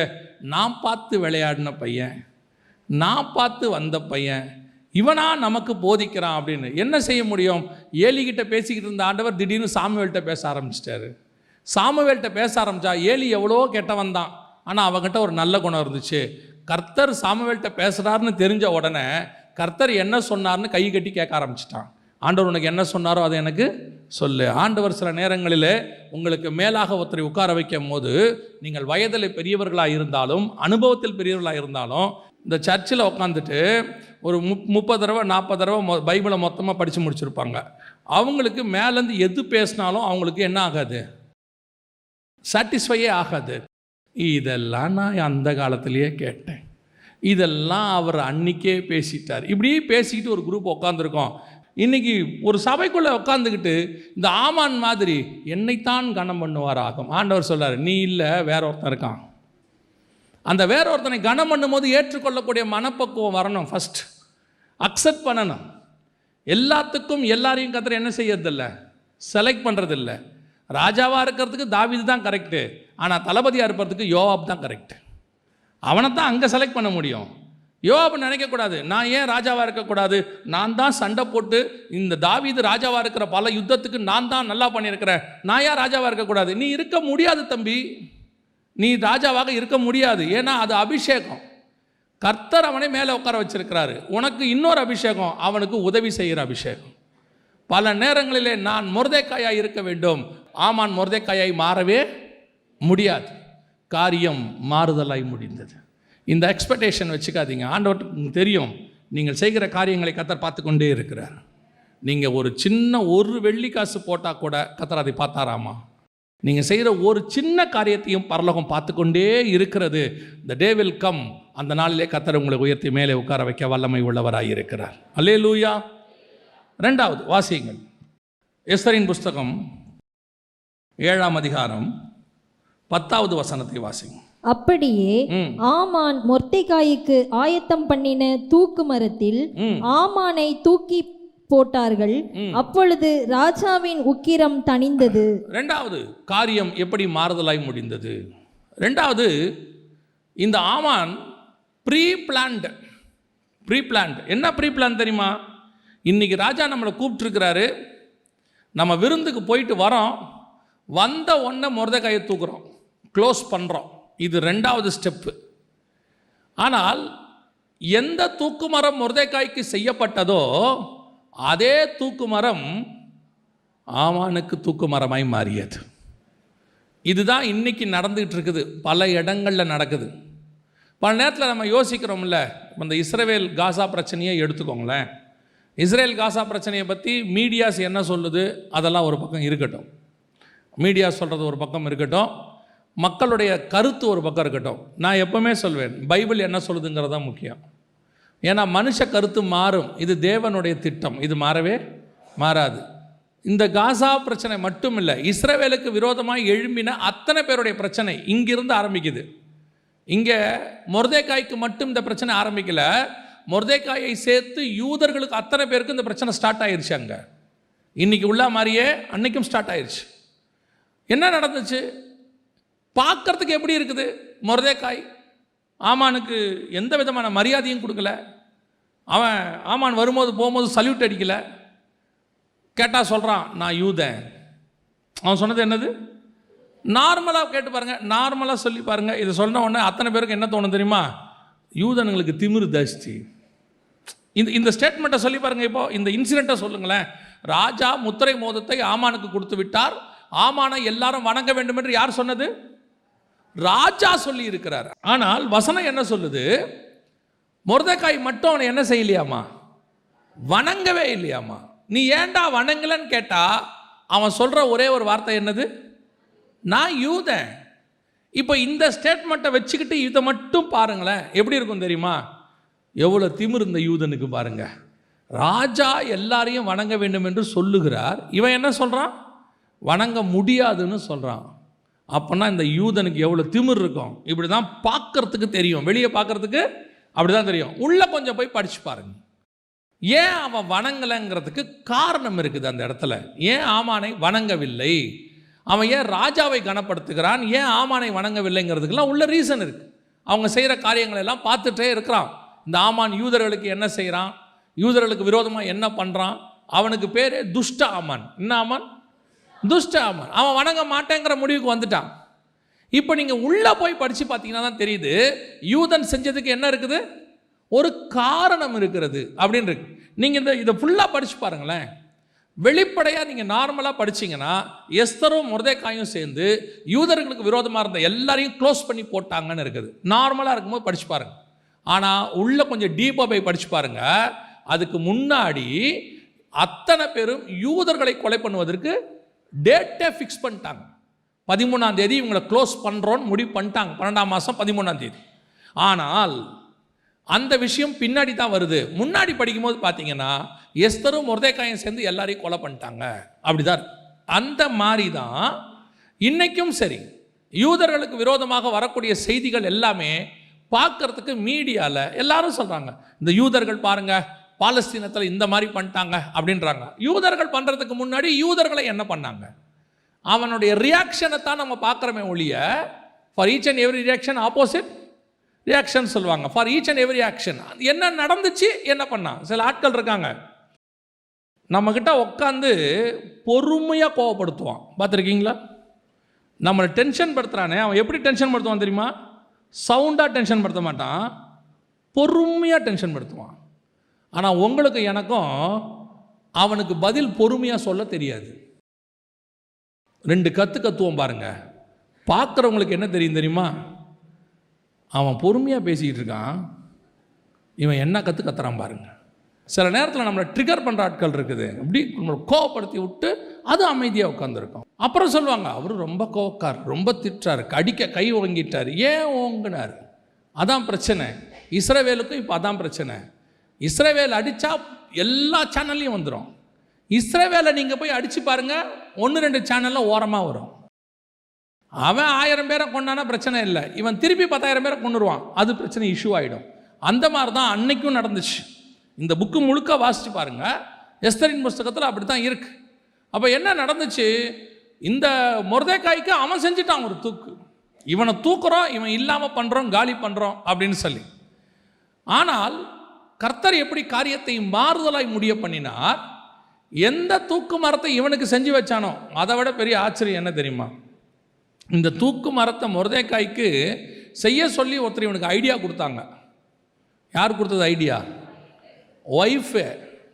அவங்க தான் சொன்னாங்க. 14வது வசனம், 5:14. அப்பொழுது அவன் மனைவியாகிய சிரேஷும் அவனுடைய சிநேகிதர் எல்லாரும் அவனை பார்த்து, 50 முழ உயரமான ஒரு தூக்குமரம் செய்யப்பட வேண்டும், அதிலே மொர்தெகாயை தூக்கி போடும்படி நாளைய தினம் நீ ராஜாவுக்கு சொல்ல வேண்டும், பின்பு சந்தோஷமாய் ராஜாவுடனே கூட விருந்துக்கு போகலாம் என்றார்கள். இவங்களே தான் அடுத்த அதிகாரத்தில் சொன்னாங்க, நீ தாழ்ந்து போக தொடங்கினீர், நீ அவனை மேற்கொள்ள முடியாது. ஆமானுக்கு வாச்சது எதுவுமே சரியில்லை. மனைவியும் அதே தான், ஃப்ரெண்ட்ஸும் அதே தான். அவன் தான் இந்த ஐடியா கொடுத்தவனே, ஆமானுக்கு இந்த மொர்தெகாய்க்கு இந்த மரத்தை செஞ்சிருன்னு. அவனே தான் அடுத்த அதிகாரத்தில் சொல்கிறான், இல்லை உன்னால் மேற்கொள்ளவே முடியாது. இதுதான் ஆமான் மாதிரி ஆட்களுக்கு நேரிடும். இவன் சுய புத்தி இல்லாதவன். இவன் ஒரு மரத்தை செஞ்சுட்டான் அவன் பேச்சை கேட்டு. அதுவே கடைசியில் அவனுக்கு என்னவா மாறிடுச்சு? தூக்கு மரமாக மாறிடுச்சு. இன்றைக்கும் இப்படி ஒரு கூட்டம் இருக்குது. யார் பேச்சையாவது கேட்டுக்கிட்டு அதுக்கு அதுவே தூக்கு மரம் செய்கிறது, அதுக்கு அதுவே கொண்டு போய் சாகிறது இருக்குது. ஒரு குரூப் இருக்குது, நம்ம இதுக்கு ஆலோசனை கொடுக்குற ஒரு குரூப் இருக்குது. அவங்கள இந்த இடத்த விட்டு தூக்கிடணும், நம்ம அந்த இடத்துக்கு வந்துடணும், இவங்களை இல்லாமல் பண்ணிடணும், காலி பண்ணிடணும், அப்படிலாம் பிளான் பண்ணி பண்ணுவான். இவனுக்கு கொஞ்சம் பேர் என்ன செய்வாங்க, அட்வைஸ் எல்லாம் பண்ணுவாங்க. பிரதர் நீங்கள் இப்படி பண்ணீங்கன்னா, இந்த மாதிரி செஞ்சீங்கன்னா அவரை கரெக்டாக லாக் பண்ணி தூக்கிடலாம் பிரதர்னு. கடைசியில் பார்த்தா எந்த பிளான் பண்ணானோ அந்த பிளான்ல அவனே க்ளோஸ் ஆயிடுவான். கடைசியில் அந்த இடத்துல அவனே இருக்க மாட்டான். இதுதான் எப்போவுமே காரியம் மாறுதலாய் முடியும். எப்பவுமே உங்களுக்கு நான் ஒரு விஷயத்தை இந்த செய்தியின் வாயிலாக உங்களுக்கு சொல்கிறேன், கவனிங்க. யாரையுமே நீங்கள் தண்டிக்கணும்னு நினைக்காதீங்க. அவங்க தப்பு செஞ்சிருந்தால் கர்த்தரே அவர்களுக்கு நியாயம் தீர்க்க வல்லமை உள்ளவராய் இருக்கிறார். நம்ம நியாயம் தீர்க்க போனோம்னா சில நேரத்தில் அது தவறுதலாக முடியும். ஒரு ஓமையில் ஆண்டவர் சொல்வார், நீர் நல்ல நிலங்களை விதைத்தீர், களைகளை யாரோ விதைச்சிட்டாங்க, களைகளை நாங்கள் வேணால் பிடுங்கட்டோமான்னு சொல்லி அவங்க என்ன செய்வாங்க, கேட்பாங்க. அப்போ ஆண்டவர் சொல்வார், நீங்கள் களைகளோடு கூட சேர்த்து நல்ல விதைகளையும் பிடுங்கி விடுவீர்கள், அதனால் அதை வளர விட்டுருங்க, நான் பார்த்துக்கிறேன் பார். பல நேரங்களில் நியாய தீர்ப்பு கொடுக்குற அதிகாரத்தை கர்த்தர் தான் கையில் வச்சிருக்கிறாரு, நம்ம கையில் அதை கர்த்தர் கொடுக்கவே இல்லை. இப்போ நம்ம நியாய தீர்ப்பு கொடுக்குற இடத்துக்கு வந்துடுவோம். இவனை தூக்கிடலாம், அவனை போட்டுடலாம், அவனை இல்லாமல் பண்ணிடலாம். அப்படி செய்யவும் செய்வார்கள் கொஞ்சம் பேர். ஒரு ஆலயத்தில் ஒரு சபையில் ஒரு உதவி ஊழியர் இருந்தார். அவருக்கு அப்புறம் இன்னொரு உதவி ஊழியர் வந்து சேர்ந்தார். அவருடைய வேலையே என்னன்னா, போதகர்கிட்ட போய் எல்லாரையும் போட்டு கொடுக்கறது. அதான் அவருடைய வேலையே. அதான் ஒரு நல்ல மனுஷனை என்ன பண்ணிட்டார், போட்டு கொடுத்துட்டார். போட்டு கொடுத்து அவரை பற்றி சில விஷயங்கள்லாம் சொன்ன உடனே அந்த ஊழியக்காரரும் அதை நம்பிட்டு அந்த மனுஷனை அனுப்பிட்டார். இப்போ அந்த இடத்துக்கு இவன் வந்துட்டான். இவனுக்கு ஒரே சந்தோஷம். என்ன சந்தோஷம்? அந்த போஸ்டிங்க்கு நம்ம வந்துட்டோம், அவனை தூக்கிட்டோம் அப்படின்னு. 3 வருஷம்தான், கரெக்டாக 3 வருஷம். எவன் இன்னொருத்தனை தூக்கிட்டு அந்த இடத்துக்கு வந்தானோ அவன் மேலே திருட்டு பழியை சுமத்தி அவனை அந்த ஊழியத்தை விட்டு தூக்கிட்டார். தூக்கினதும் அதே போதகர் தான். அப்போது அந்த தூக்கப்பட்ட பிறகு அந்த மனுஷன் என்கிட்ட வந்து பேசும்போது சொன்னார், பாருங்க பாஸ்டர் விசாரிக்காமல் என்னை அனுப்பிச்சி விட்டாருன்னாரு. நான் கேட்டேன், ஏன் அனுப்புனார்? இல்லை, என் மேலே இந்த மாதிரி ஒரு பழி சொல்லிட்டாரு, அதுக்கு காரணம் தெரியுமான்னாரு. நான் சொன்னேன், எனக்கு காரணம் வேற ஒன்று இருக்குது தெரியும், நீங்கள் சொல்கிற காரணம் இல்லைன்னு. என்னன்னாரு, நீ ஒருத்தனை தூக்கணும்ல 3 வருஷத்துக்கு முன்னாடி, இப்போ உன்னை கர்த்தர் தூக்கிட்டார், அவ்வளோதான். நீ எதை விதைத்தாயோ அதையே அறுப்பாய். யாருக்கும் தீங்கு நினைக்கிற சுபாவத்தை மட்டும் வச்சுக்காதீங்க. ஒருவேளை அவர்கள் தீங்கு நினைத்தவர்களாக இருந்தாலும் ஜஸ்ட் அப்படியே இக்னோர் பண்ணிட்டு போயிட்டே இருங்க. கர்த்தர் நமக்காக வழக்காட வல்லமை உள்ளவராக இருக்கிறார். யாருக்கும் தூக்கு மரத்தை மட்டும் நீங்கள் செஞ்சிடாதீங்க. இவனை அப்படி பண்ணிடலாம், இப்படி பண்ணிடலாம், தூக்கிடலாம், அதை பண்ணிடலாம், இதை பண்ணிடலாம். ஒரு நாளும் அந்த காரியம் வாய்க்காது. அப்படியே அது வாய்த்தாலும் ஒரு நாள் அதே காரியம் உங்களுக்கு விரோதமாக திரும்பும். நம்மக்கிட்ட அந்த வேலையை கர்த்தர் கொடுக்கவே இல்லை. நீங்கள் என்ன செய்யணும் தெரியுமா? அந்த நேரத்தில் வரும்போது அப்படியே பொறுமையாக அப்படியே தேவன் கையில் ஒப்படைச்சிட்டு போயிட்டே இருக்கணும். சில வருஷங்களுக்கு முன்பாக, ஒரு 7 வருஷத்துக்கு முன்னாக ஒரு சில ஊழியர்கள்லாம் எழும்பி சில காரியங்களை எல்லாம் சொல்லி அவங்க எப்படியாவது என் ஊழியத்தை ஒழிச்சிடணும்னு டிசைட் பண்ணாங்க. அவங்க எல்லாம் சேர்ந்து முடிவு எடுத்தாங்க. அப்போ நான் வந்துட்டு நாகர்கோயிலில் ஊழியத்தில் இருக்கிறேன். அங்கே ஒரு சீனியர் பாஸ்டர் இருக்கிறார், அவருக்கு 73 வயசு. அவர் சர்ச்சில் தான் எனக்கு அப்போ மீட்டிங். ரொம்ப மனசு துக்கமாயிருச்சு. அப்போ அவர்கிட்ட போய் அன்றைக்கி நைட்டு பேசிகிட்டு இருந்தேன். மீட்டிங் முடிச்சுட்டு, பாஸ்டர் இந்த மாதிரிலாம் பண்ணுறாங்க, என்ன பண்ணுறதுனே தெரியல பாஸ்டர் அப்படின்னும் போது அவர் சொன்னார், பாஸ்டர் நீங்கள் பண்ணது அவங்க சொன்னபடி நீங்கள் செஞ்சுருந்தீங்கன்னா, அந்த தப்பு செஞ்சுருந்தீங்கன்னா தேவன்கிட்ட போயிட்டு மன்னிப்பு கேட்டு ஒப்புரவாயிடுங்க. தேவன் மன்னிக்க வல்லமை உள்ளவராக இருக்கிறார். ஒருவேளை அவர்கள் சொல்லுகிறபடி நீங்கள் செய்யலைன்னா கவலையே படாதீங்க, கர்த்தர் அதை அவர்கள் தலையின் மேலே திருப்புவதற்கு வல்லமை உள்ளவராக இருக்கிறார். ஆனால் ஒன்று மட்டும் நிச்சயம், கர்த்தரை விட்டு மட்டும் போயிடாதீங்கன்னு சொன்னார். அது அனுபவத்தில் அவர் சொன்ன வார்த்தை. யாருக்கு விரோதமாக ஒரு வார்த்தையும் பேசாதீங்கன்னு சொன்னார். உண்மை, நான் சொல்கிறேன், ஒருத்தருக்கு விரோதமாக பேசலை, விட்டுட்டேன், அப்படியே விட்டுட்டேன். ஆனால் இன்றைக்கும் நான் சொல்லுவேன், யார் யாரெல்லாம் தீங்கு பேசினாங்களோ, யார் யாரெல்லாம் எதிராக பேசினாங்களோ அத்தனை பேரையும் வந்து ஒப்புரவாகும்படி கர்த்தர் வைத்திருக்கிறார். அவர்களே வந்து சேரும்படி கர்த்தர் பண்ணி வச்சிருக்கிறாரு. நான் போய் அவர்கிட்ட கேட்க வேண்டிய அவசியமே இல்லை. நான் என் ஊழியத்தை மட்டும்தான் பண்ணிக்கிட்டு இருந்தேன், வேற எதையுமே செய்யலை. ஆனால் ஒன்று நடந்தது, கர்த்தர் காரியத்தை மாறுதலாய் முடிய பண்ணினார். உங்கள் ஊழியத்தை, உங்கள் அபிஷேகத்தை, உங்களுக்கு கர்த்தர் கொடுத்ததை அல்லது உங்களுக்கு கொடுத்த பொறுப்பை அல்லது உங்களுக்கு கொடுத்த வேலையை கர்த்தரை தவிர வேற யாரும் உங்கள் கையிலிருந்து எடுக்கவே முடியாது. காரணம், அதை கொடுத்தவர் கர்த்தர். யார் வேணாலும் தூக்குமாரம் செய்யட்டும், யார் வேணாலும் சொல்லட்டும், உன்னை இன்னைக்கு தூக்கிடுவேன், காணாமல் பண்ணிடுவேன், சர்ச் இல்லாமல் பண்ணிடுவேன், இல்லை உன்னை இல்லாமல் பண்ணிடுவேன், நாளைக்கு இந்நேரம் நீ இருக்க மாட்ட. எலியாவை பார்த்து ஒரு வார்த்தை சொல்லிச்சு அந்த அம்மா, நாளைக்கு இந்நேரம் உன் தலை இருக்காதுன்னு சொன்ன அம்மா செத்து போச்சு. எலியா கடைசி வரைக்கும் சாகவே இல்லை. அந்த தேவன் இன்னும் ஜீவனோடு கூட இருக்கிறார். அந்த தேவன் ஒரு நாளும் உங்களை என்னை கைவிட போகிறதே கிடையாது. சொல்கிறவன் சொல்லட்டும், தூக்குமரம் செய்யட்டும், சொல்லவே சொல்லட்டும், என்ன வேணாலும் சொல்லட்டும், இதோட முடிஞ்சிருச்சுன்னு சொல்லட்டும். முடிஞ்சிருச்சுன்னு கர்த்தர் சொன்னால் தான் முடிஞ்சிச்சு. மனுஷன் சொன்னால் முடிஞ்சிச்சு கிடையவே கிடையாது. அவங்க வேணால் சொல்லட்டும், உன் வாழ்க்கையில் இதோட உன்னை க்ளோஸ் பண்ணிட்டேன், உனக்கு இதுக்கப்புறம் எதுவும் கிடையாது. சில நேரங்களில் டாக்டர் சொல்லிடுவாங்க, என்ன சொல்லிடுவாங்க தெரியுமா, இனிமேட்டு உங்களுக்கு குழந்தையே பிறக்காது அப்படின்றவாங்க. அவ்வளோதான். அதுக்கப்புறம் பார்த்து ஆண்டவர்கிட்ட போய் நீங்கள் ஜெபம் பண்ணிங்கன்னா கர்த்தர் மிராக்கிளாக குழந்தை கொடுப்பார். கர்த்தர் ஏன் வெயிட் பண்ணார் தெரியுமா? அவங்க அந்த தூக்குமரம் செய்கிற வரைக்கும் கர்த்தர் வெயிட் பண்ணிக்கிட்டே இருப்பார். ஏன்னா தூக்குமரம் செஞ்சால் தானே அதில் அவங்கள போட முடியும். உங்களுக்கு அந்த ரிப்போர்ட் வர வரைக்கும் கர்த்தர் வெயிட் பண்ணிக்கிட்டே இருப்பார்.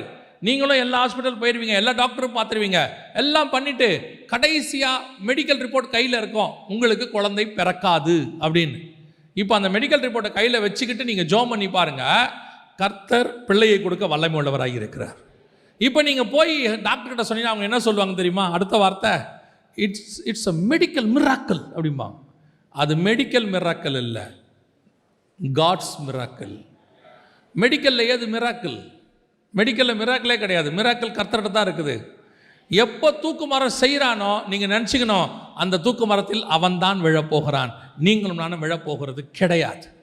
ஆனால் வரும், தூக்கு மரம் ரெடி ஆகிடும், எல்லாம் செஞ்சுருவாங்க, கண்ணுக்கு முன்னாடி கொண்டாந்துருவாங்க, உன்னை க்ளோஸ் பண்ணுறேன்னு முடிவு பண்ணி சொல்லிடுவாங்க. ஆனால் ஒன்று மட்டும் நீங்கள் தெரிஞ்சுக்குங்க, தூக்கு மரத்தில் கர்த்தர் என்னை ஒரு நாள் என்ன செய்ய மாட்டார், போட அனுமதி கொடுக்கவே மாட்டார். ஒரு நாள் பைபிள் படிச்சுட்டு இருக்கும்போது இந்த வனாந்தரத்தை பற்றி படிக்கும்போது ஆண்டவர் ஒரு காரியத்தை உணர்த்தினார். இந்த வனாந்தரத்தில் யாராவது தேவ மனுஷன் நீதிமான் செத்துருக்கிறானா பார்த்தியான்னு கேட்டார். நீங்கள் ஆரம்பத்தில் எடுத்துக்கோங்க, வனாந்தரத்துக்கு போகாத நீதிமான்களே கிடையாது. அது ஆபிரகாமாக இருக்கட்டும், அதுக்கப்புறம் ஈசாக்கு, யாக்கோபு, இஸ்ரவேலர்கள், கடைசியாக இயேசு கிறிஸ்து வரைக்கும், ஏன் பவுல் வரைக்கும் எல்லாம் வனாந்தரத்துக்கு போயிட்டாங்க. ஒருத்தர் கூட வனாந்தரத்தில் என்ன செய்யலை, சாகவே இல்லை. ஒருத்தர் கூட சாகலை. கடைசி ஆவியானவர் உணர்த்தினார், நீதிமான்கள் மட்டும் இல்லை, துஷ்ட மனுஷனாகிய இஸ்மவேலை கூட நான் வனாந்தரத்தில் காப்பாற்றி இருக்கிறேன். அவனையே காப்பாற்றினா உன்னை காப்பாற்ற மாட்டேனா? நம்மளை கர்த்தர் காப்பாற்ற மாட்டாரா? யார் வேணாலும் என்ன வேணாலும் சொல்லிட்டு போட்டோம், என்ன வேணாலும் உருவாக்கட்டும், இதோடு உங்களுக்கு முடிஞ்சிருச்சுன்னு சொல்லட்டும், இதோடு உன்னை வேலையை விட்டு தூக்கிட்டோம். சிலர் சொல்லுவாங்க, ஒரு மனுஷனை சொன்னாங்க, கடையெல்லாம் அவனை நம்பினவங்களாம் ஏமாற்றிட்டாங்க, கடை க்ளோஸ் ஆயிடுச்சு, அதாவது பிஸ்னஸ் க்ளோஸ் ஆயிடுச்சு. அப்போது அந்த மனுஷனை பார்த்து அந்த க்ளோஸ் பண்ண ஒரு ஆள் சொன்னார், இதோட அவ்வளோதான், உன் கதை முடிஞ்சிச்சு அப்படின்னார். ஆனால் அந்த மனுஷன் வந்து கர்த்தரை அறிஞ்ச மனுஷன். அந்த மனுஷன் சொன்னால், கடை க்ளோஸ் ஆயிடுச்சின்னு சொல்லுங்கள், நான் ஒத்துக்கிறேன். ஆனால் இதோட எல்லாம் முடிஞ்சிருச்சுன்னு மட்டும் சொல்லவே சொல்லாதீங்க. கடை மட்டும்தான் க்ளோஸ் ஆகிருக்கு, கர்த்தர் என் பட்சத்தில் இருக்கிறாருன்னா. என்ன காரியம்னு பார்த்தீங்கன்னா, அடுத்த 2 வருஷத்தில் அந்த கடையை க்ளோஸ் பண்ணுறதுக்கு காரணமாக இருந்த மூல ஆள் செத்து போனார். வியாதிப்பட்டு செத்து போனார். அவர் செத்த விதம் ரொம்ப கோரமாக இருந்துச்சு.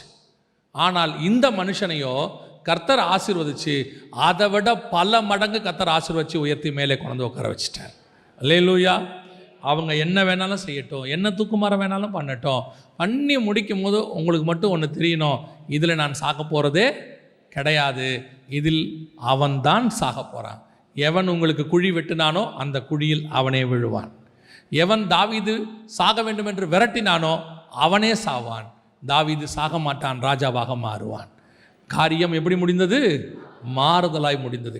3வது ஒரு காரியம் வாசிங்க, 9ஆம் அதிகாரம். இப்போ நம்ம வாசிச்ச அதே வசனம், எஸ்தரின் புஸ்தகம் 9:1 வாசிங்க. ராஜாவின் வார்த்தையின்படியும் அவனுடைய கட்டளையின்படியும் செய்யப்படுகிறதற்கு ஆதார் மாதம் என்கிற 12ஆம் மாதம் 13ஆம் தேதியிலே யூதரின் பகைஞர் அவர்களை மேற்கொள்ளலாம் என்று நம்பினார்களே, அந்நாளிலே தானே யூதரானவர்கள் தங்கள் பகைஞரை மேற்கொள்ளும்படிக்கு காரியம் மாறுதலாய் முடிந்தது. இது அடுத்த மாறுதல் என்ன தெரியுமா? யூதரை மேற்கொள்ள வேண்டும் என்று அவர்கள் நம்பினார்கள். யார் நம்பினது? பகைவர் நம்பினார்கள். அவங்க பகைவர் என்ன நினைச்சாங்களா? இவனை என்ன பண்ணிடலாம், மேற்கொண்டுடலாம், ஈஸி. இன்னைக்கும் யூதர்களை பார்த்து மேற்கொண்டுடலாம் அப்படின்னு அவங்க பகைவர் நினைக்கிறதுக்கு காரணம் என்னன்னா, ஒரு சின்ன கூட்டம், மைனாரிட்டி, ஒரு சின்ன கூட்டம். இவங்களை ஈஸியாக என்ன பண்ணிடலாம், மேற்கொண்டுடலாம் அப்படின்னு நினைக்கிறாங்க. ஆனால் வசனம் சொல்லுது, அந்நாளில் தானே யூதரானவர்கள் தங்கள் பகைவரை மேற்கொள்ளும்படிக்கு காரியம் மாறுதலாய் முடிந்துச்சு. எப்பவுமே சரி, பகைவர் மேற்கொள்ள ஒரு நாளும் கர்த்தர் நம்மை அனுமதி கொடுக்க மாட்டார். இந்த ஒரு இடத்துல மட்டும் நம்ம ரொம்ப கேர்ஃபுல்லாக இருக்கணும். என்ன கேர்ஃபுல்லாக இருக்கணும்னு நான் உங்களுக்கு சொல்கிறேன். நாம் இந்த மாதிரி காரியங்கள் நடக்கும்போது நம்முடைய நம்பிக்கை கர்த்தர் மேலே தான் இருக்கணுமே ஒழிய, நம்ம நம்பிக்கை இப்போ வேற மாதிரி போயிட்டு இருக்குது. இந்த கடைசி காலத்தில் பகைவர் வராங்க. இப்போ புதுசாக எல்லாரும் என்ன செய்ய ஆரம்பிச்சிருக்கிறாங்கன்னு கேட்டிங்கன்னா, நாம் இங்கே மைனாரிட்டி, நாம் இங்கே வந்துட்டு ஒன்றும் செய்ய முடியாது, நம்மளை வந்துட்டு க்ளோஸ் பண்ணிடுவாங்க, அதனால் நமக்கு வந்து பொலிட்டிக்கல் பவர் தேவை, அந்த பவர் தேவை, இந்த பவர் தேவை, என்னென்னமோ சொல்லிட்டு இருக்கிறாங்க. நல்லா தெரிஞ்சுக்கொள்ளுங்க, கிறிஸ்தவம் இன்னைக்கு இல்லை, அப்போஸ்தலர் காலத்திலிருந்து அது மைனாரிட்டி தான். அப்போஸ்தலர் காலத்திலிருந்து மைனாரிட்டி. ஆனால் கிறிஸ்தவத்துக்கு விரோதமாக இதுவரைக்கும் ஒரு ராஜாவோ ராஜகுமாரத்தையோ அரசாங்கமோ அல்லது எந்த இசம், கம்யூனிசமோ ஃபாசிசமோ நாசிசமோ எதுவும் ஜெயிச்சதாக சரித்திரமே கிடையாது. ஏன் தெரியுமா? இவர்களை மேற்கொள்ளலாம்னு நினைக்கும் போதெல்லாம் கர்த்தர் நமக்காக யுத்தம் பண்ண வல்லமை உள்ளவராக இருக்கிறார். நாம் தான் மேற்கொண்டே வருகிறோம். விசுவாசிகளுக்கு சொல்லுகிறேன், அவங்க கூப்பிடுறாங்க இவங்க கூப்பிடுறாங்கன்னு எங்கேயும் போகாதீங்க. உங்களுக்கும் எனக்கும் யுத்தம் பண்ணுகிறவர் ஒருத்தர் இருக்கிறார். அவர் நமக்கு முன்பாக உருவின பட்டயத்தோடு கூட செல்லுகிறவர். அவர் காரியத்தை மாறுதலாய் முடிக்க பண்ணுகிறவர். எப்பேற்பட்டவர்களையும், ரிச்சர்ட் உம்ராண்ட் ஐயாவோட புத்தகத்தை போய் படிச்சு பாருங்க, அங்க இருக்கு பாருங்க, ஜீவனுள்ள சாட்சி. அதெல்லாம் படும் வேதனையில் பரம வெற்றி அப்படின்னு சொல்லி அற்புதமான சாட்சி. கம்யூனிசத்துக்கு நடுவில் எப்படி அவங்க ஜெயிச்சாங்க, எப்படி ஹிட்லருக்கு மத்தியில் ஜெயிச்சாங்க, எல்லாம் அதில் இருக்கு. அவ்வளவு இத்தனைக்கும் அவங்க ஒரு மைனாரிட்டி தான். ஆனால் கம்யூனிசம் இரும்பு கரன்னு சொல்லுவாங்க, இரும்பு திரைம்பாங்க. அதுக்கு நடுவுலையே பகைவர் மேற்கொள்ளாதபடிக்கு கர்த்தர் செய்தார். ஹிட்லர் கிறிஸ்தவர்களை அவ்வளோ கொடுமைப்படுத்தினாராம். யூதர்களை கொடுமைப்படுத்தினது மட்டும்தான் ஹிஸ்ட்ரியில் வந்திருக்குது. கிறிஸ்தவர்களை கொடுமைப்படுத்தினது வரவே இல்லை. கடைசியில் ஹிட்லர் எப்படி செத்தான் தெரியுமா? தன் கையாலேயே சுட்டு கொண்டு செத்து போனான், தற்கொலை பண்ணி செத்து போனான். சவுல் எப்படி செத்தானோ அதே மாதிரி தான். அவன் பட்டயத்தில் செத்து போனான், இவன் துப்பாக்கியில் செத்து போனான். ஆக மொத்தத்தில் தேவ ஜனங்களை துரத்துகிற எல்லாரும் வேக்கவேறியும் நாம் தான் மேற்கொள்ளுமே ஒழிய அவர்கள் சபையை மேற்கொள்ள மாட்டார்கள். சபையை மேற்கொள்கிற அதிகாரத்தை கர்த்தர் இன்னும் யார் கையிலையும் கொடுக்கவே இல்லை. உலக தோற்றம் முதல் ஆண்டவர் எழுதி வச்ச நியதி அது. ஆண்டவர் சொல்லி வச்சிருக்கிறாரு, என் ஊழியக்காரனுக்கு விரோதமாய் உருவாக்கப்படுகிற எந்த ஆயுதமும் வாய்க்காதே போகும். நீங்களும் நானும் ராஜாக்களும் ஆசாரியருமாய் அழைக்கப்பட்டவர்கள். எதுக்கு இந்த காலத்தில் தான் பயம்? அதான் இப்போ பாருங்க, யூதர்களுக்கு இருந்த ஒரு பெரிய ப்ளஸ் பாயிண்ட் என்னன்னு மட்டும் பாருங்க. வாசிங்க, அந்த வசனத்தை வாசிங்க. 2வது வசனம் வாசிங்க பாப்போம். அதே அதிகாரம் 2ஆம் வசனம் 9:2. யூதர் அகாஸ்வேரு ராஜாவின் சகல நாடுகளிலும் உள்ள பட்டணங்களிலே தங்களுக்கு பொல்லாப்பு வர பண்ண பார்த்தவர்கள் மேல் கை போட கூடிக்கொண்டார்கள். ஒருவரும் அவர்களுக்கு முன்பாக நிற்க கூடாதிருந்தது. அவர்களை பற்றி சகல ஜனங்களுக்கும் பயம் உண்டாயிற்று. இதுதான் முக்கியம். நம்ம மேல கை போடுகிற அதிகாரத்தை கர்த்தர் யாருக்கும் தரல. அதே நேரத்தில் நமக்கு எதிராக நிற்பதற்கு கர்த்தர் யாருக்கும் என்ன கொடுக்கல? அனுமதி கொடுக்கல. அதுல ஒன்று கர்த்தர் செஞ்சிருக்கிறாரு. என்ன தெரியுமா? நம்மை பத்தின பயம். அதான் முக்கியம். நம்மை பத்தின பயம். என்ன பயம்? இவ்வளோ சபை இருக்குதுங்கிற பயம் இல்லை. என்ன பயம் தெரியுமா? கர்த்தர் நம்மோடு கூட இருக்கிறார். அந்த பயம் அவர்களுக்கு வரும். அது வரும் கண்டிப்பா. யோசித்து பாருங்க. யோவான் ஸ்நானகன் ஒத்த ஆள் வனாந்தரத்தில் இருக்கிறார். வசனம் சொல்லுது, அவரை பார்த்து ஏரோது பயந்திருந்தான்னு பைபிள் சொல்லுது. எலியா ஒத்த ஆள் தான். ஆனால் ஆகாபு எலியாவை பார்க்க வந்தான்னு இருக்குது. அவன் கூப்பிட்றான், போய் வர சொல்லுங்கிறான். ஆகாபு வந்தான். அப்போஸ்தலரை குறித்து அவர்களுக்கு பயம் உண்டாயிற்று. இயேசு கிறிஸ்துவின் மேல் கை போட அவர்கள் பயந்தார்கள். இது என்ன பயம் தெரியுமா? இவங்கெல்லாம் ஒத்தால் தான், மைனாரிட்டி. ஆனால் என்ன பயம் தெரியுமா? நம்ம மேல இருக்கிற அபிஷேக பயம். இந்த பயம் மாம்சத்தில் வரக்கூடியதல்ல, ஆவியிலே வரக்கூடியது. உங்களை பற்றின பயத்தை ஸ்பிரிட்ல உண்டாக்குவார் கர்த்தர். அவங்களுக்கு பயத்தை உண்டாக்குவார், உங்களுக்கு தைரியத்தை உண்டாக்குவார். உங்களுக்குள்ள ஒரு தைரியம் வரும், அத்தாரிட்டி வரும். இது இந்த கடைசி காலத்தில் மிஸ்ஸிங். இயேசு கிறிஸ்து பேசும்போது என்ன சொன்னான் தெரியுமா? முகதாட்சணியம் இல்லாமல் நீர் பேசுகிறீர், எவருக்கும் நீர் பயப்படுகிறது இல்லை. அதுதான் அப்போஸ்தலர்கிட்ட இருந்துச்சு, அதுதான் பவுலுகிட்ட இருந்துச்சு, அதுதான் எலியா கிட்ட இருந்தது, அதே தான் எலிசா கிட்ட இருந்துச்சு. ராஜா வந்து நிற்கிறான், இவன் சொல்றான், நீயா பிடிச்ச அவனை போடான்ட்டான். ஆகாப் சொல்றான், இஸ்ரவேலை கலங்க பண்ணுகிறவன் நீ இல்லை, நீ தான் கலங்க பண்ற, போன்ட்டான் வெளியே. அந்த அத்தாரிட்டி உங்களுக்கு எப்போ வரும் தெரியுமா? ஆவியானவர் உங்களுக்குள்ளே இருக்கும்போது, நீங்கள் ஆவியானவருக்குள்ளே இருக்கும்போது அந்த அத்தாரிட்டி உங்களுக்கு வரும். அது உங்களுக்கு தைரியத்தை கொடுக்கும், எதிராளிக்கு பயத்தை கொடுக்கும். இன்னைக்கு என்ன ஆயிடுச்சு? கடைசி காலத்தில் நீங்க பயந்துகிட்டு இருக்கிறீங்க, எதிராளி தைரியமா இருக்கிறான். அவன் மிரட்டுறான் நம்மள. என்ன பண்ணுவேன் தெரியுமா? காவல் கிணறுன்னு ஒரு இடம் இருக்குது, உங்களுக்கு தெரியும்னு நினைக்கிறேன். திருநெல்வேலி தாண்டி நாகர்கோயிலுக்கு போகிற வழியில் காவல் கிணறுன்னு ஒரு இடம் இருக்குது. இந்த காவல் கிணறுடைய ஸ்பெஷாலிட்டி என்னன்னு கேட்டிங்கன்னா, அங்கே அந்த விண்மில் இருக்கும். அந்த காவல் கிணறுல தான் அது ஆரம்பிக்கும். அவ்வளோ இருக்கும் விண்மில் அந்த இடத்துல இருக்கும். அப்போது அந்த விண்மில் நிறையா இருக்கும், 100 கணக்கில் இருக்கும். அதில் ஒரு விண்மில் மட்டும் வைக்கும் போது ரூல் படி பக்கத்தில் வீடு இருந்தால் வைக்கக்கூடாது. அதோடைய ரூல் அப்படி தான். பக்கத்தில் வீடு இருந்தால், ஏன்னா அது சுற்றும் போது அதுக்குள்ளேருந்து கொஞ்சம் கிரீஸ் கீழெல்லாம் வரும், அது ரொம்ப உடம்புக்கு எரிச்சலை உண்டாக்கும். அதனால் வீட்டு பக்கத்தில் அது வைக்கக்கூடாது. நீங்கள் எந்த விண்மில் பக்கத்தில் பாருங்கள், வீடு இருக்காது. ஏற்கனவே அங்கே ஒரு சர்ச் இருக்குது. சர்ச்சு பக்கத்தில் கொண்டு வந்து விண்மில்லை ஒருத்தர் வைக்கிறான். வைக்கும் போது அந்த பாஸ்டர் சொல்கிறாரு, நடந்த சம்பவம். அந்த பாஸ்டர் சொல்கிறாரு, இங்கே வீடு இருக்குது, சட்டப்படி வைக்கக்கூடாது, விண்மில்லை வைக்காதீங்கன்னு சொல்கிறார். அப்போது அந்த வைக்கிறவன் சொல்கிறான், வச்சா என்ன பண்ணுவேன், என்ன பண்ண போகிறேன் அப்படின்னு. அவர் சொன்னாராம், நீ வெய்யி, என்ன நடக்குதுன்னு மட்டும் பாருன்னாராம். என்னோ அடிப்பியோ, ஆலவரத்துக்கு கூப்பியோ, நான் வைக்கிறேன் பாரு அப்படின்ட்டு 1 கோடி ரூபா செலவு பண்ணி விண்மில் வச்சாச்சு. அது ரொம்ப காஸ்ட்லி. வச்சாச்சு. அந்த ஏரியாவில் இருக்கிற எல்லா விண்மிலும் சுற்றுச்சு, அது ஒன்று மட்டும் சுற்றலை. ஒன்று மட்டும் சுற்றலை. என்னென்னவோ செக் பண்ணி பார்த்தாங்க, என்னென்னவோ பண்ணி பார்த்தாங்க. கடைசியாக என்ன பண்ணாங்க தெரியுமா? அதோட இன்ஜினியரை ஜப்பான்லேருந்து வர வச்சாங்க. அது ஒரு ஃபேமஸ் கம்பெனி, கம்பெனி பேர் வேண்டாம், ஃபேமஸ் கம்பெனி. ஜப்பான்லேருந்து இன்ஜினியர்ஸ் கொண்டு வந்தாங்க. இன்ஜினியர்ஸை சென்னைக்கு வர வச்சு அங்கேருந்து காவல் கிணறு கூப்பிட்டு வந்து, அதுக்கே லட்சக்கணக்கில் செலவு.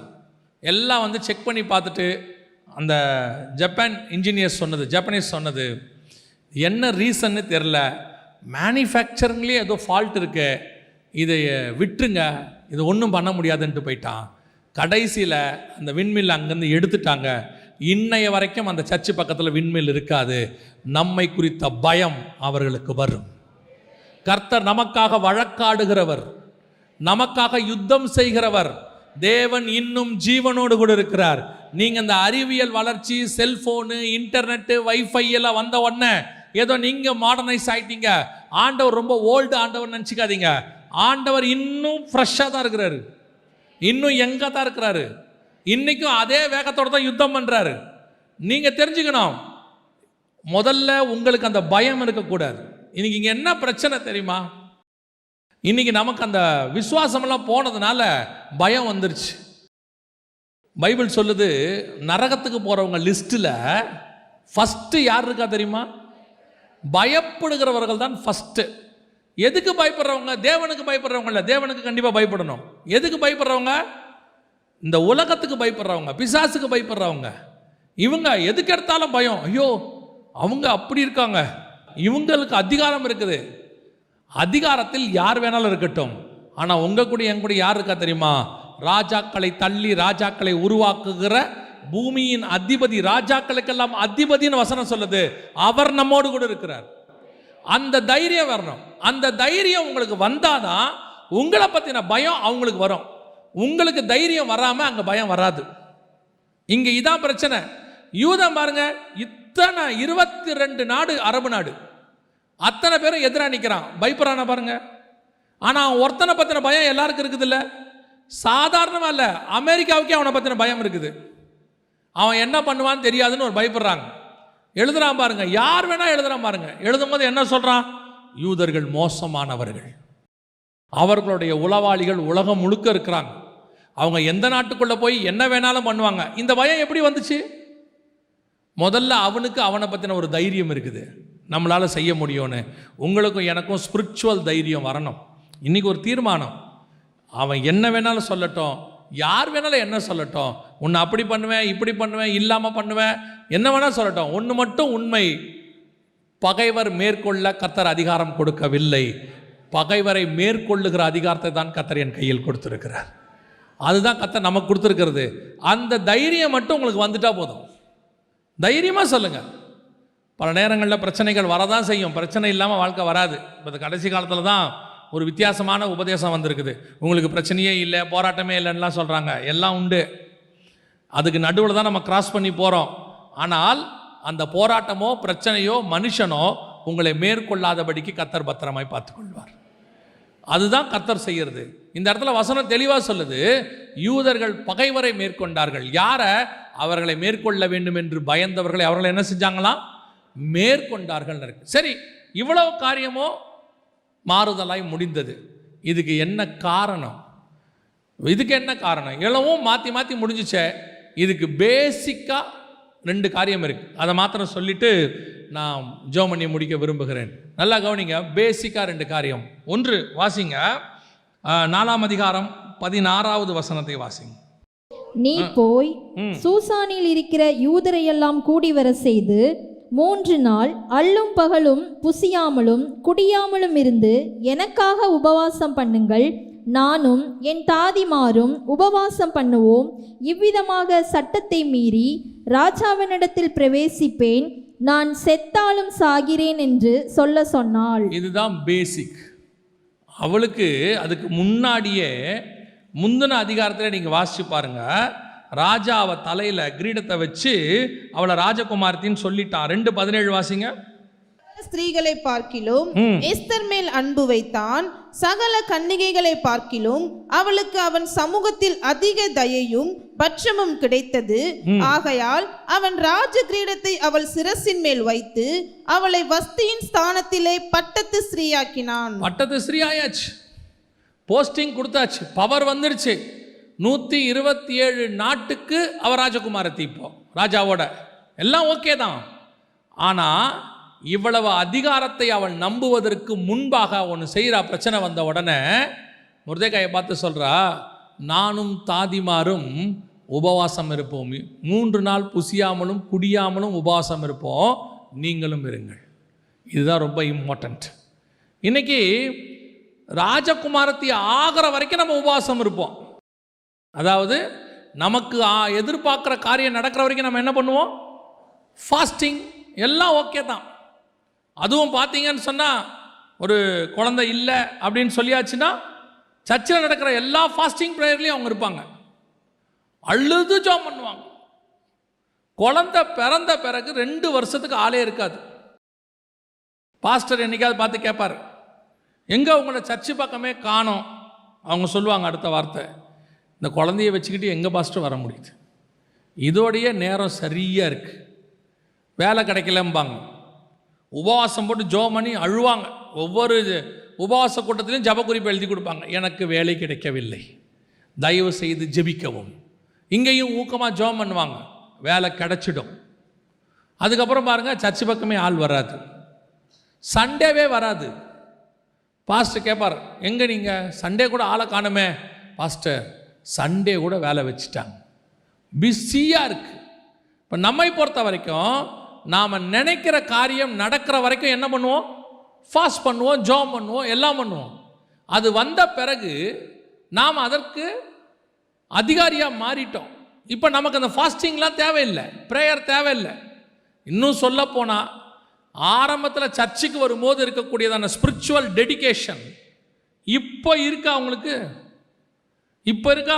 ஆரம்பத்தில் வரும்போது ஓடி வரும்போது இருந்த டெடிகேஷன் இப்போ கர்த்தர் உங்களை ஆசீர்வதிச்சு உங்கள் உண்மைக்கு தக்கதாக வீடு கொடுத்து, காரு கொடுத்து, பைக் கொடுத்து, நல்ல வேலை கொடுத்து, பிள்ளையை கொடுத்து, சம்பாத்தியத்தை கொடுத்து, எல்லாம் கொடுத்துட்டார்.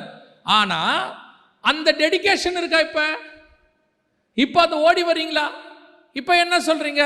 ரொம்ப பிஸி, டைமே இல்லை. இப்போ எல்லாரும் கற்று வச்சுட்டு இருக்கிற ஒரு பெரிய வார்த்தை என்னது? டைமே இல்லை.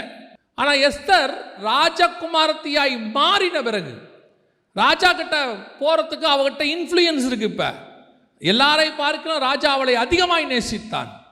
இப்போ நமக்கு கொஞ்சம் இன்ஃப்ளூயன்ஸ் கிடைக்கட்டுமே. ஊழியத்தின் பாதையாக இருக்கட்டும், ஆவிக்குரிய வாழ்க்கையாக இருக்கட்டும், ஆரம்பத்தில் யாருமே இல்லாத போது ஒவ்வொன்றத்துக்கும் முழங்கால் போட்டு ஜெபம் பண்ணுவோம். ஒவ்வொன்றுத்துக்கு முழங்கால் போட்டு ஜெபம் பண்ணி கர்த்தர் அற்புத அடையாளமாக அதிசயமாக என்ன பண்ணுவார்? காரியத்தை வாய்க்க பண்ணுவார். வந்து சாட்சி சொல்லுவோம், கர்த்தர் அற்புதமாக செஞ்சார், அதிசயமாக செஞ்சார். கொஞ்சம் எல்லாம் வளர்ந்த உடனே அதே மாதிரி ஒரு பிரச்சனை ஒன்று வரும், ஒரு 5 வருஷம் கழிச்சு. இப்போ நம்ம எப்படி இருப்போம் தெரியுமா? எனக்கு இந்த ஏரியா கவுன்சிலரை தெரியும், எனக்கு அந்த எஸ்ஐ ரொம்ப தெரிஞ்சவர் தான், வேண்டப்பட்டவர் தான். அவர் நமக்கு கொஞ்சம் நல்ல, அவரை பிடிச்சா காரியம் நடக்கும். ஏன் 5 வருஷத்துக்கு முன்னாடி அவரை பிடிக்கல? ஏன் 5 வருஷத்துக்கு முன்னாடி அவரை தேடலை? அன்னைக்கு அவரை தெரியாது. அன்னைக்கு இயேசுநாதரை மட்டும்தான் தெரியும். இன்னைக்கு இயேசுநாதரும் தெரியும், கூட இவரையும் தெரியும். உடனே ஒரு வசனத்தை எல்லாம் எடுத்துக்கிறது. என்ன வசனம் தெரியுமா? மனுஷர் தயவு தேவையில்லையா? மனுஷர் தயவு கண்டிப்பாக தேவை. ஆண்டவர் மனுஷனை கொண்டு தான் உதவி செய்வார். உங்களுக்கு ஒரு காசு தேவைன்னா கர்த்தர் என்ன பண்ண போகிறாரு? யாரையோ ஒருத்தர் அனுப்பி தான் தரப்போகிறாரு. யாரோ வச்சிருக்கிற ஒருத்தனை அனுப்ப தான் போகிறாரு. கண்டிப்பாக மனுஷர் தயவு தேவை. ஆனால் நீங்கள் தேடி போக வேண்டியதில்லை, அந்த ஆளை கர்த்தரே அனுப்ப வல்லமை உள்ளவராக இருக்கிறார். இன்னைக்கு நம்மகிட்ட அந்த ஃபாஸ்டிங் மிஸ்ஸிங், ஜபம் மிஸ்ஸிங். அவ சொல்கிறா, நான் ராஜகுமார்த்தி தான், ராஜா என்னை ரொம்ப நேசிக்கிறான், என் தலையில் கிரீடெல்லாம் வச்சுட்டான், வஸ்தியை விட என்ன தான் நேசிக்கிறான், எல்லாம் உண்மை. அதற்காக நான் நேராக ராஜா கிட்ட போக மாட்டேன். முதல்ல என்னை நான் ஸ்பிரிச்சுவலி ஸ்ட்ராங் பண்ணுறேன். முதல்ல நான் ஃபாஸ்டிங் இருக்கிறேன், 3 நாள் புசியாமலும் குடியாமலும் இருக்கிறேன், இருந்துட்டு நான் போகிறேன். பொதுவாக பெண்கள் எப்படி போவாங்க? நல்ல, அதுவும் ராஜாவை பார்க்க போகிறதுனா எப்படி போகிறது? யோசித்து பாருங்க. பயங்கர அலங்காரம் இல்லை. இந்த அம்மா 3 நாள் சாப்பிடல, 3 நாள் தண்ணி குடிக்கல. இந்த அம்மா எப்படி இருக்கும்? 5ஆம் அதிகாரம் 1ஆம் வசனம் வாசிங்க. 3ஆம் நாளிலே எஸ்தர் ராஜவஸ்திரம் தரித்துக்கொண்டு ராஜ அரண்மனையின் உள்முற்றத்தில் ராஜா கொலுவிருக்கும் ஸ்தானத்துக்கு எதிராக வந்து நின்றாள். 3ஆம் நாளிலே அப்படின்னா அந்த அம்மா ஃபாஸ்டிங் முடிச்ச உடனே போயிருக்கு. 3ஆம் நாளிலே, இன்னும் ஃபாஸ்டிங் முடியல, ஃபாஸ்டிங்கோட போயிருக்கு. அப்படின்னா அந்த அம்மா எப்படி இருந்திருக்கும்? 3 நாள் வெறும் சாப்பாடுல மட்டும் இல்லை, அந்த அம்மா 3 நாள் புசிக்கவும் இல்லையா, குடிக்கவும் இல்லையா, வந்து நிற்கிது ராஜாவுக்கு முன்னாடி. எப்படி இருந்திருக்கும் பாருங்க. நான் எப்பவும் சொல்லுவேன், ஃபாஸ்டிங் அப்படின்னா கதவை சாத்திக்கிட்டு வீட்டுக்குள்ளே போயிடுங்க. அதுக்கப்புறம் வெளியே வரவே, முடிக்கிற வரைக்கும், ஃபாஸ்டிங் முடிக்கிற வரைக்கும் என்ன செய்யாதீங்க, வெளியே வராதிங்க. வெளியே வர வேண்டிய வேலை இருக்குதா, ஃபாஸ்டிங் இருக்காதீங்க. எஸ்தர் 3 நாளும் புசியாமலும் குடியாமலும் ராஜா முன்னாடி போய் நிற்கிறா. இப்போ என்ன யோசிச்சிருக்கணும், இப்போ ஒரு முக்கியமான விஷயத்தை கேட்க போகிறோம், இப்போ ராஜா கிட்ட போய் நிற்க போகிறோம். ராஜாவுக்கு முதல்ல நம்மளை என்ன செய்யணும், பிடிக்கணும். அப்போ நம்ம இருக்கிற அளவுக்கு முடிஞ்ச வரைக்கும் என்ன செய்யணும், நம்மளை நல்லா ராஜாவுக்கு பிடிக்கிற மாதிரி போகணும். அவள் அதெல்லாம் கவலையப்படவே இல்லை. நான் ராஜவஸ்திரம் தரிச்சிட்டேன், என் முகம் எவ்வளவு வாட்டமாக இருந்தாலும் சரி, எவ்வளவு துக்கமாக இருந்தாலும் சரி, எவ்வளவு டயர்டாக இருந்தாலும் சரி, நான் ஒன்று முடிவெடுத்திருக்கிறேன். ராஜா என் கண்களில் தயவு கிடைக்க வேண்டுமானால் முதலில் பரலோகத்தில் இருக்கிற ராஜாவின் கண்களிலே எனக்கு தயவு கிடைக்க வேண்டும். இந்த ராஜாவை ஏற்ற மாதிரி திருப்புற அதிகாரம் அந்த ராஜா கையில் இருக்குது. இவ்வளவு காரியமும் மாறுதலாய் முடிஞ்சதுக்கு முதல் ரீசன் என்ன தெரியுமா, அவளுடைய டெடிகேஷன், ப்ரேயர், ஃபாஸ்டிங். இன்னைக்கு இருக்குதா? உண்மையிலேயே ஜபங்கிறது என்னன்னு கேட்டிங்கன்னா, யாருக்கும் தெரியாமல் பண்ணுறதுக்கு பேர் தான் என்னது, ஜபம். சரி, நம்ம கூடி ஜபிக்கிறோம், கூடுறவங்கக்கிட்ட சொன்னால் கூட பரவாயில்ல. இன்றைக்கி வந்துருச்சு மீடியா, ஒரு பக்கம் ஃபேஸ்புக்கு, ஒரு பக்கம் வாட்ஸ்அப்பு, இவங்க ஃபாஸ்டிங் இருக்கிறாங்கிறத ஊருக்கே சொல்கிறது. கவனிச்சுக்கொள்ளுங்க, உங்களுடைய டெடிகேஷன் தான் ரொம்ப இம்பார்ட்டண்ட். காரியத்தை மாறுதலாய் கர்த்தர் முடிய பண்ணுவார். அவர் சொன்னது எல்லாம் செய்ய போகிறார், அதில் எந்த மாற்று கருத்தும் இல்லை. அதுக்கு முதல்ல கர்த்தர் எதிர்பார்க்கறது உங்ககிட்ட டெடிகேஷன். உங்களுக்கும் தேவனுக்கும் இருக்கிற உறவு. நீங்களே ஜெபம் பண்ணுறதில்ல, நீங்களே பைபிள் வாசிக்கிறதில்ல, ஆனால் வந்து இங்கே உட்காந்து கூட்டத்தோட உட்காந்து ஆண்டவர் ஜெப குறிப்புக்கு பதில் தருவார், தரமாட்டார். நீங்கள் ப்ரிப்பேர் ஆகாமல் கண்டிப்பாக என்ன செய்ய மாட்டார். 2ஆம் அதிகாரத்தில் அப்போஸ்தலர் நடவடிக்கையில் பரிசுத்த ஆவியானவர் ஊற்றப்பட்டார். முதல் நாள் ஊத்தலை. 1ஆம் அதிகாரத்தில் அவர்கள் ஏற்கனவே கூடி வந்து ஜெபிச்சு ஒருமனப்பட்டு காத்திருந்தார்கள். தே ப்ரிப்பேர் ஆன பிறகுதான் கர்த்தர் நிரப்பினார்.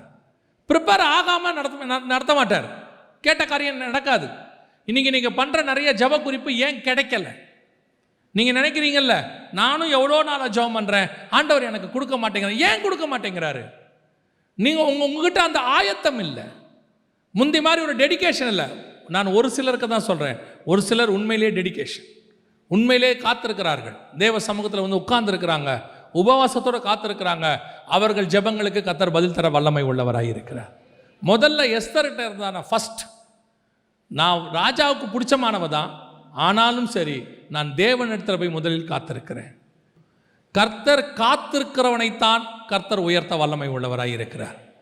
நீங்கள் நினைக்கிற காரியம் மாறுதலாய் முடிய வேண்டும், கர்த்தர் உங்களுக்கு நன்மையான ஈவுகளை கட்டளையிட வேண்டும்னா வெறும் நீங்கள் கிரியை செய்தால் போதாது, தேவ சமூகத்தில் காத்திருக்கிற தன்மை ரொம்ப இம்பார்ட்டன்ட்.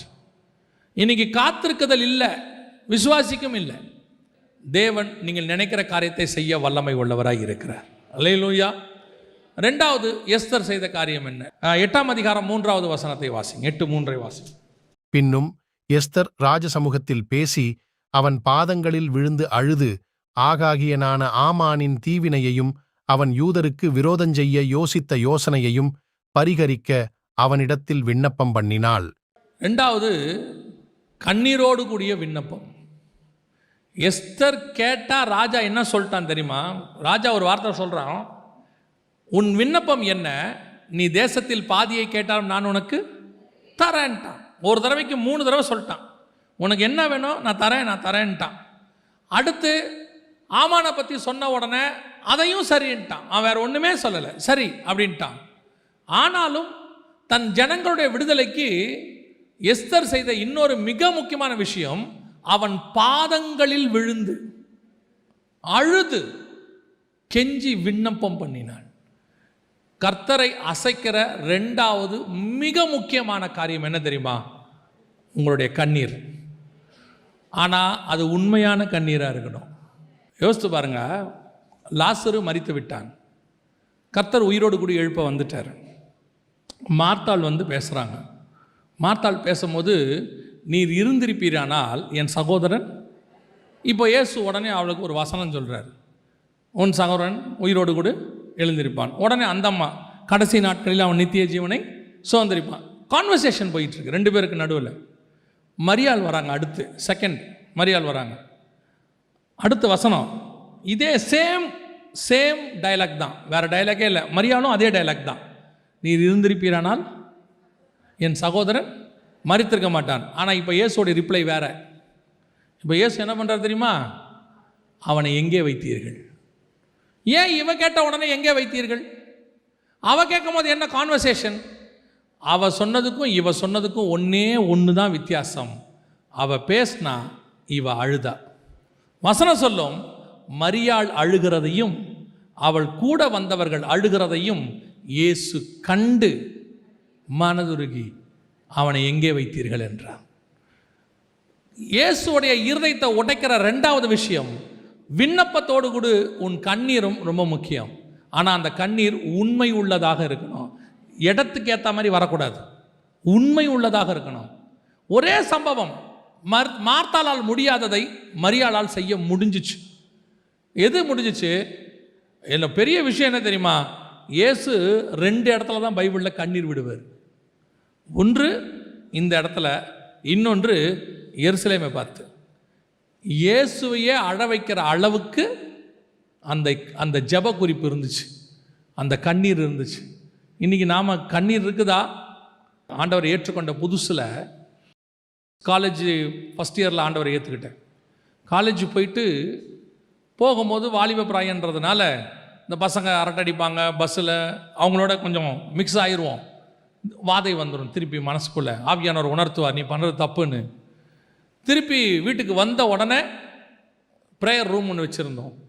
அந்த ப்ரேயர் ரூமுக்குள்ளே போய் கதவை சாத்திக்கிட்டு தேவனுடைய பிரசன்னம் திரும்பி வருகிற வரைக்கும் அவரை விட மாட்டோம். அந்த பரிசுத்தாவின் பிரசன்னம் திருப்பி வருகிற வரைக்கும் விட மாட்டோம். ஒரு தடவை சட்டையெல்லாம் கிழிஞ்சிருச்சு. நீங்கள் அந்த பிரசன்னம் திருப்பி வந்தாலே ஆட்சி ஆண்டவரே. நான் சொல்லுவேன், நாம் ஜெபிக்கிற அந்த உண்மையான ஜெபத்தையும் கண்ணீரையும் கண்டு தேவன் மீண்டும் நிரப்புவதற்கு வல்லமை உள்ளவராக இருந்தார். அவர் வெளியே போல இப்போ கோச்சிக்கிட்டாருன்னா எப்படி இருக்கும்? ஒரே ரூம்குள்ளே தான் இருப்பாங்க, ஆனால் ஒருத்தருக்கு ஒருத்தர் பேச மாட்டாங்க, கோச்சிக்கிட்டு உட்காந்துருப்பாங்க. அந்த மாதிரி தான் நம்முடைய பாவம் வந்த உடனே ஆவியானவர் நம்ம விட்டு விலகிற மாதிரி நமக்கு தோணும். அந்த பிரசன்னம் இல்லாத மாதிரி இருக்கும், அது உண்மை. ஆனால் திருப்பி போய் ஒப்புரவாகும் போது 51ஆம் சங்கீதத்தை வாசித்து பாருங்கள் நீங்கள். அப்புறமா போய் தாவீது அவ்வளோ பெரிய பாவம் செஞ்ச உடனே நாத்தான் தீர்க்கதரிசி போய் அவனை உணர்த்துன உடனே வசனம் சொல்லுது, அவன் பாதத்தில் விழுந்தான் தான் இருக்கு அங்கே. ஆனால் இங்கே 51ஆம் சங்கீதத்தில் அழுது கெஞ்சுறான், அழுது புலம்புறான். அதுதான் மீண்டும் அவன் ராஜ்யபாரத்தை நிலைப்படுத்தினது. உங்களுடைய கண்ணீருக்கு அப்படிப்பட்ட ஒரு வல்லமையை கர்த்தர் வச்சிருக்கிறார். நீங்கள் பண்ணுற ஒவ்வொரு ஜெப குறிப்பும் உண்மையாக இருக்குமானால், உங்கள் இருதயம் உடைக்கக்கூடியதாக இருக்குமானால், உங்கள் ஜெபத்திற்கு கர்த்தர் பதில் தருவதற்கு வல்லமை உள்ளவராக இருக்கிறார். நீங்கள் பாருங்கள், வெறும் ஜெபத்துக்கு மட்டும் இல்லை. இப்போது யாக்கோபு தேவனை நோக்கி ஜெபிக்கிறான். நீர் என்னை ஆசீர்வாதத்தால் ஒழிய உம்மை நான் விடமாட்டேன் அப்படின்னு சொல்கிறான். அப்போது கர்த்தர் அவனை பார்த்து ஒரு வார்த்தை சொல்கிறாரு. 32ஆம் அதிகாரம் 26வது வசனம். அவர் நான் போகட்டும், பொழுது விடுகிறது என்றார். அதற்கு அவன், நீர் என்னை ஆசீர்வதித்தால் ஒழிய உம்மை போக விடேன் என்றான். தொடர்ந்து வாசிங்க. அவர், உன் பேர் என்ன என்று கேட்டார். யாக்கோபு என்றான். அப்பொழுது அவர், உன் பேர் இனி யாக்கோபு எண்ணப்படாமல் இஸ்ரவேல் என்னப்படும், தேவனோடும் மனிதரோடும் போராடி மேற்கொண்டாயே என்றார். நல்ல கவனிங்க அந்த ஒரு விஷயத்தை. கர்த்தருக்கு யாக்கோபை ஆசீர்வதிக்கிற பிளானே கிடையாது அன்னைக்கு. நான் சொல்கிறது நல்லா கவனிங்க. கர்த்தருக்கு யாக்கோபை ஆசீர்வதிக்கிற பிளான் அன்னைக்கு கிடையாது. அவர் வந்தது எதுக்குன்னா, அவனை ஆறுதல் படுத்துறதுக்கு. பயப்படாத, காலையில் ஏசா வரப்போகிறான், நீ ரொம்ப பயந்துருக்கிற, என்ன செய்யாத, பயப்படாத, காலையில் எல்லாம் நல்லபடியாக முடியும்னு சொல்லத்தான் வந்தார். ஆனால் இவன் என்ன கேட்டான்? நீர் என்னை ஆசீர்வதித்தால் ஒழிய உம்மை நான் போக விடேன். நீங்கள் எப்படி சொல்கிறீங்க கர்த்தர் அவனை அன்றைக்கி ஆசீர்வதிக்கிற பிளான் இல்லைன்னு எப்படி சொல்கிறீங்க அப்படின்னா, வாசிங்க 35ஆம் அதிகாரம் 9வது வசனம் 10வது வசனம். யாக்கோபு பதான் அராமிலிருந்து வந்த பின்பு தேவன் அவனுக்கு மறுபடியும் தரிசனமாகி அவனை ஆசீர்வதித்து, இப்பொழுது உன் பேர் யாக்கோபு, இனி உன் பேர் யாக்கோபு என்னப்படாமல் இஸ்ரவேல் என்று உனக்கு பேர் வழங்கும் என்று சொல்லி அவனுக்கு இஸ்ரவேல் என்று பெயரிட்டார். இங்கேதான் இதுதான் கர்த்தர் அவனை ஆசீர்வதிக்க வேண்டியதான தருணம். இப்போ யாக்கோபு ஜெபம் பண்ணல, யாக்கோபு அவனை பார்த்து ஆண்டவரை பார்த்து எதுவும் கேட்கவே இல்லை. ஆனால் கர்த்தரே வந்து தரிசனமாகி என்ன பண்ணுறாரு, அவனை பார்த்து ஆசீர்வதிக்கிறார். ஆசீர்வதிச்சு சொல்கிறாரு, உன் பேர் இனி என்ன எனப்படும், இஸ்ரவேல் எனப்படும். அப்போது அதுக்கு முன்னாடி உள்ள 32ஆம் அதிகாரத்தில் கர்த்தர் அவனை ஆசீர்வதிக்கிறது இல்லை. அந்த சம்பவம் இங்கே தான் வருது. இதுதான் காட்ஸ் பிளான். இந்த இடத்துல தான் அவன் இஸ்ரவேலாக மாற்றப்படணும். ஆனால் அந்த ஆசீர்வாதத்தை முன்கூட்டி அவன் என்ன பண்ணுறான், பெற்றுக்கொள்ளுகிறான். எப்படி பெற்றுக்கொள்கிறான்? போராடி இல்லை. அந்த இடத்துல போராடின்னு இருக்கு. ஆனால் ஓசியாவின் புஸ்தகத்தில் இருக்குது, அவன் எப்படி போராடினானாமா. ஓசியா 12:4 வாசிங்க. அவன் தூதனானவரோட போராடி மேற்கொண்டான். தூதனானவரோட போராடி மேற்கொண்டான். அழுது அவரை நோக்கி கெஞ்சினான். பெத்தேலிலே அவர் அவனை கண்டு சந்தித்து அவ்விடத்திலும் நம்மோட பேசினார். அப்ப அவன் எப்படி போராடி இருக்கிறான்? அழுது கெஞ்சினான். வரவேண்டிய ஆசீர்வாதம் 35ஆம் அதிகாரத்தில் தான் வரணும். அங்கதான் அவன் இஸ்ரவேலா மாறணும். அதுதான் காட்ஸ் டைம். ஆனால் அவன் என்ன பண்ணுறான், 32ஆம் அதிகாரத்திலேயே 16ஆம்ல வாங்க வேண்டியதை பெத்தேல்ல வாங்குறான். அவன் சொல்கிறான், அழுது போராடி நீங்கள் ஆசீர்வாதத்தால் ஒழிய உண்மை நான் விட மாட்டேன்னு. நீங்கள் ஆதியாகமத்தில் படிக்கும்போது எப்படி இருக்குன்னா, ஆண்டவரோட சண்டை போட்ட மாதிரி இருக்கும். போராடி மேற்கொண்டாயே, அவன் போராடிலாம் மேற்கொள்ளலை. அவன் என்ன பண்ணியிருக்கிறான், அழுதுகிட்டே உட்காந்துருக்கிறான். இப்படி அழுதுனே இருக்கான் நைட்டு முழுக்க. அவருக்கு போகவே மனசு இல்லை. அவர் சொல்கிறாரு, சரி என்னை விடு, நான் போகிறேன். சரி நீங்கள் போங்க. சிலர் இருக்கான் வீட்டில் பார்த்துருப்பீங்கள, அது ஒன்றுமே செய்யாது, அழுதுனே இருக்கும். அப்படி நம்ம போகலாம் சரி அப்படின்ட்டு கிளம்புவோம், போக வராது. அதுவும் குறிப்பாக பிள்ளைகள், இந்த குட்டி பிள்ளைகள் அழ ஆரம்பிச்சிருச்சுன்னா தகப்பனை பார்த்துருக்கீங்களா, வெளியே போகவே மனசு வராது. அந்த குழந்தை திருப்பி அழுகையை நிறுத்துகிற வரைக்கும் பைக்கில் வச்சு ஒரு ரவுண்ட் அடித்து ஏதாவது ஒன்று பண்ணி அந்த அழுகையை நிறுத்தினா தான் அவருக்கு என்னவா இருக்கும். சில அப்பாவுக்கு வேறு வழி இல்லை, சூழ்நிலை விட்டுட்டு போவார். போயிட்டு ஃபோன் பண்ணுவார், அழுகையை நிறுத்திட்டாங்களா, பையன் நிறுத்திட்டானா, வரும்போது அழுதுகிட்டே இருந்தால் மனசு ஒரு மாதிரி இருந்துச்சு அப்படிம்பாங்க. பல நேரத்தில் நீங்கள் பார்த்துருக்கீங்களா, ஸ்கூலில் பிள்ளைய முதல்ல விட்டுட்டு வரும்போது இந்த டீச்சர் இருக்காங்கல்ல, நம்ம விட்டுட்டு வரும்போது அந்த பையன் கையை பிடிச்சிட்டு அழுவான், போவாதீங்கப்பா. அந்த டீச்சர் சொல்லுவாங்க, நீங்கள் போங்கன்னு. கதற கையை பிடிச்சி இழுத்துட்டு போவாங்க உள்ள. இந்த அம்மாவுக்கும் அப்பாவுக்கும் போகிற மனசே வராது. அதுக்கு பெரியவங்க ஒன்று சொல்லி கொடுப்பாங்க, ஸ்கூலில் பையனை விட்டுட்டு திரும்பி பார்க்காம வரணுமா. எப்படி கண்டுபிடிச்சிருக்கான் பாருங்க. எதுக்குன்னு அந்த அழுகிற ஆளை விட்டுட்டு நம்மளால் என்ன செய்ய முடியாது, போக முடியாது. அப்படியே யாக்கோபு என்ன பண்ணியிருக்கிறான், சரி நான் போகிறேன். சரி போங்க, டேய் நான் போகிறேன்டா, போங்க. சரிடா, முடியாது, நான் அழுதுனே தான் இருப்பேன். நீங்கள் ஆசீர்வதிச்சாலோலையே உண்மை நான் விட மாட்டேன். கர்த்தர்கிட்ட நெஞ்சை நிமித்தி ஜெயிச்சவன் ஒருத்தனும் இல்லை, ஆனால் அழுது தோத்தவன் ஒருத்தனும் இல்லை. அழுதால் கர்த்தர் கண்டிப்பாக செய்வார். ஆனால் உன் அழுகை உண்மையாக இருக்கணும், அதான் முக்கியம். அழுகனா ஃபேக் அழுகை இல்லை, உண்மையான அழுகை. ராத்திரி முழுவதும் உட்காந்து அழுதானாமா பாருங்க. பொழுது விடிகிற நேரம் வந்துருச்சு, நல்லா தான் அழுதுருப்பான் போல. அவனுடைய விண்ணப்பம் என்ன, என்னை ஆசீர்வதிக்க வேண்டும். அதோட எதை மிக்ஸ் பண்ணிட்டான், அழுகையை மிக்ஸ் பண்ணிட்டான். அதான் எஸ்தருக்கு சொல்கிறா, அவன் பாதங்களில் விழுந்து அழுது. அப்போ காரியம் மாறுதலாய் முடிவதற்கு 2 காரியங்களை எஸ்தர் செய்கிறாள். ஒன்று, தன்னை தயார்படுத்தி கொள்ளுகிறார் ஃபர்ஸ்ட். 2, ராஜாவை தன் பக்கம் இழுப்பதற்கு அவள் யூஸ் பண்ணுற மிக முக்கியமான ஆயுதம் என்ன தெரியுமா, அந்த விண்ணப்பத்தோடு கூட அழுதல், அந்த கண்ணீரோடு கூட ஜெபம்.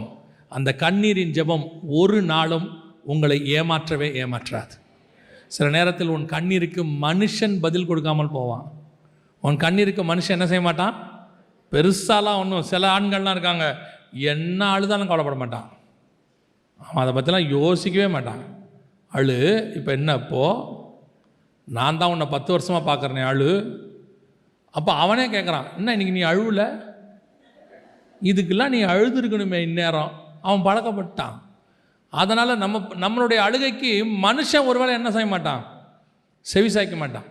அவன் கூட அதில் ஈவிரக்கம் எல்லாம் போயிடுவான். ஆனால் உண்மையாய் நாம் தேவ சமூகத்தில் விண்ணப்பத்தை அழுகையோடு கூட ஏறெடுக்கும் பொழுது தேவனாகிய கர்த்தரால் நம்மை தாண்டி போகவே முடியாது.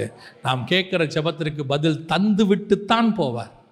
அவர் என்ன நடந்தாலும் சரி, அவர் பதில் தராமல் போகவே மாட்டார். இந்த 3 இன்சிடெண்ட் அதுக்கு ஒரு நல்ல உதாரணம். 1 மரியாளுடைய ஜெபம், அழுகையோடு கூட செய்கிற ஜெபம். 2 எஸ்தருடைய ஜெபம். 3வது யாக்கோபினுடைய ஜெபம். இந்த ஜெபம் கண்ணீரோடு கூட அவர்கள் செய்யும் போது ராஜா தேவன் அவர்களுடைய விண்ணப்பத்திற்கு செவி சாய்க்கிறவராய் காணப்படுகிறார். அல்லேலூயா.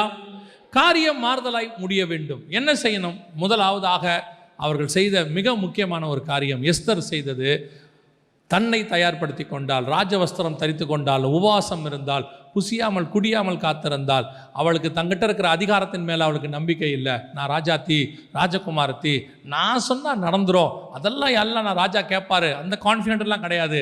ராஜா என்னை எவ்வளோ நேசித்தாலும் சரி, முதல்ல நான் தேவன்கிட்ட போய் ஒப்புரவாய்க்கிறேன், நான் முதல்ல அங்கே ரெடி ஆகிக்கிறேன். 2வது ராஜாவை அசைக்கக்கூடிய ஜெபம். இது 2ம் சேர்ந்து ஒரு இனத்தையே காப்பாற்றி முடிச்சிருச்சு. அல்லேலூயா. நீங்கள் இந்தியாவுக்காக ஜெபம் பண்ணுறீங்க, இஸ்ரேலுக்காக ஜெபம் பண்ணுறீங்க, காசாக்காக ஜெபம் பண்ணுறீங்க, எல்லாம் ஜெபம் பண்ணுறீங்க, நல்லது. எந்த ஜெபத்தையும் நாம் இங்கே குறை சொல்வதற்கு இல்லை. ஏன்னா வசனம் சொல்லுது, ஜெபத்தை கேட்கிறவரே மாம்சமான யாவரும். இந்த மெசேஜ் நேரத்தை தவிர மிச்ச நேரத்தில் நீங்கள் என்ன தான் பண்ண போகிறீங்க?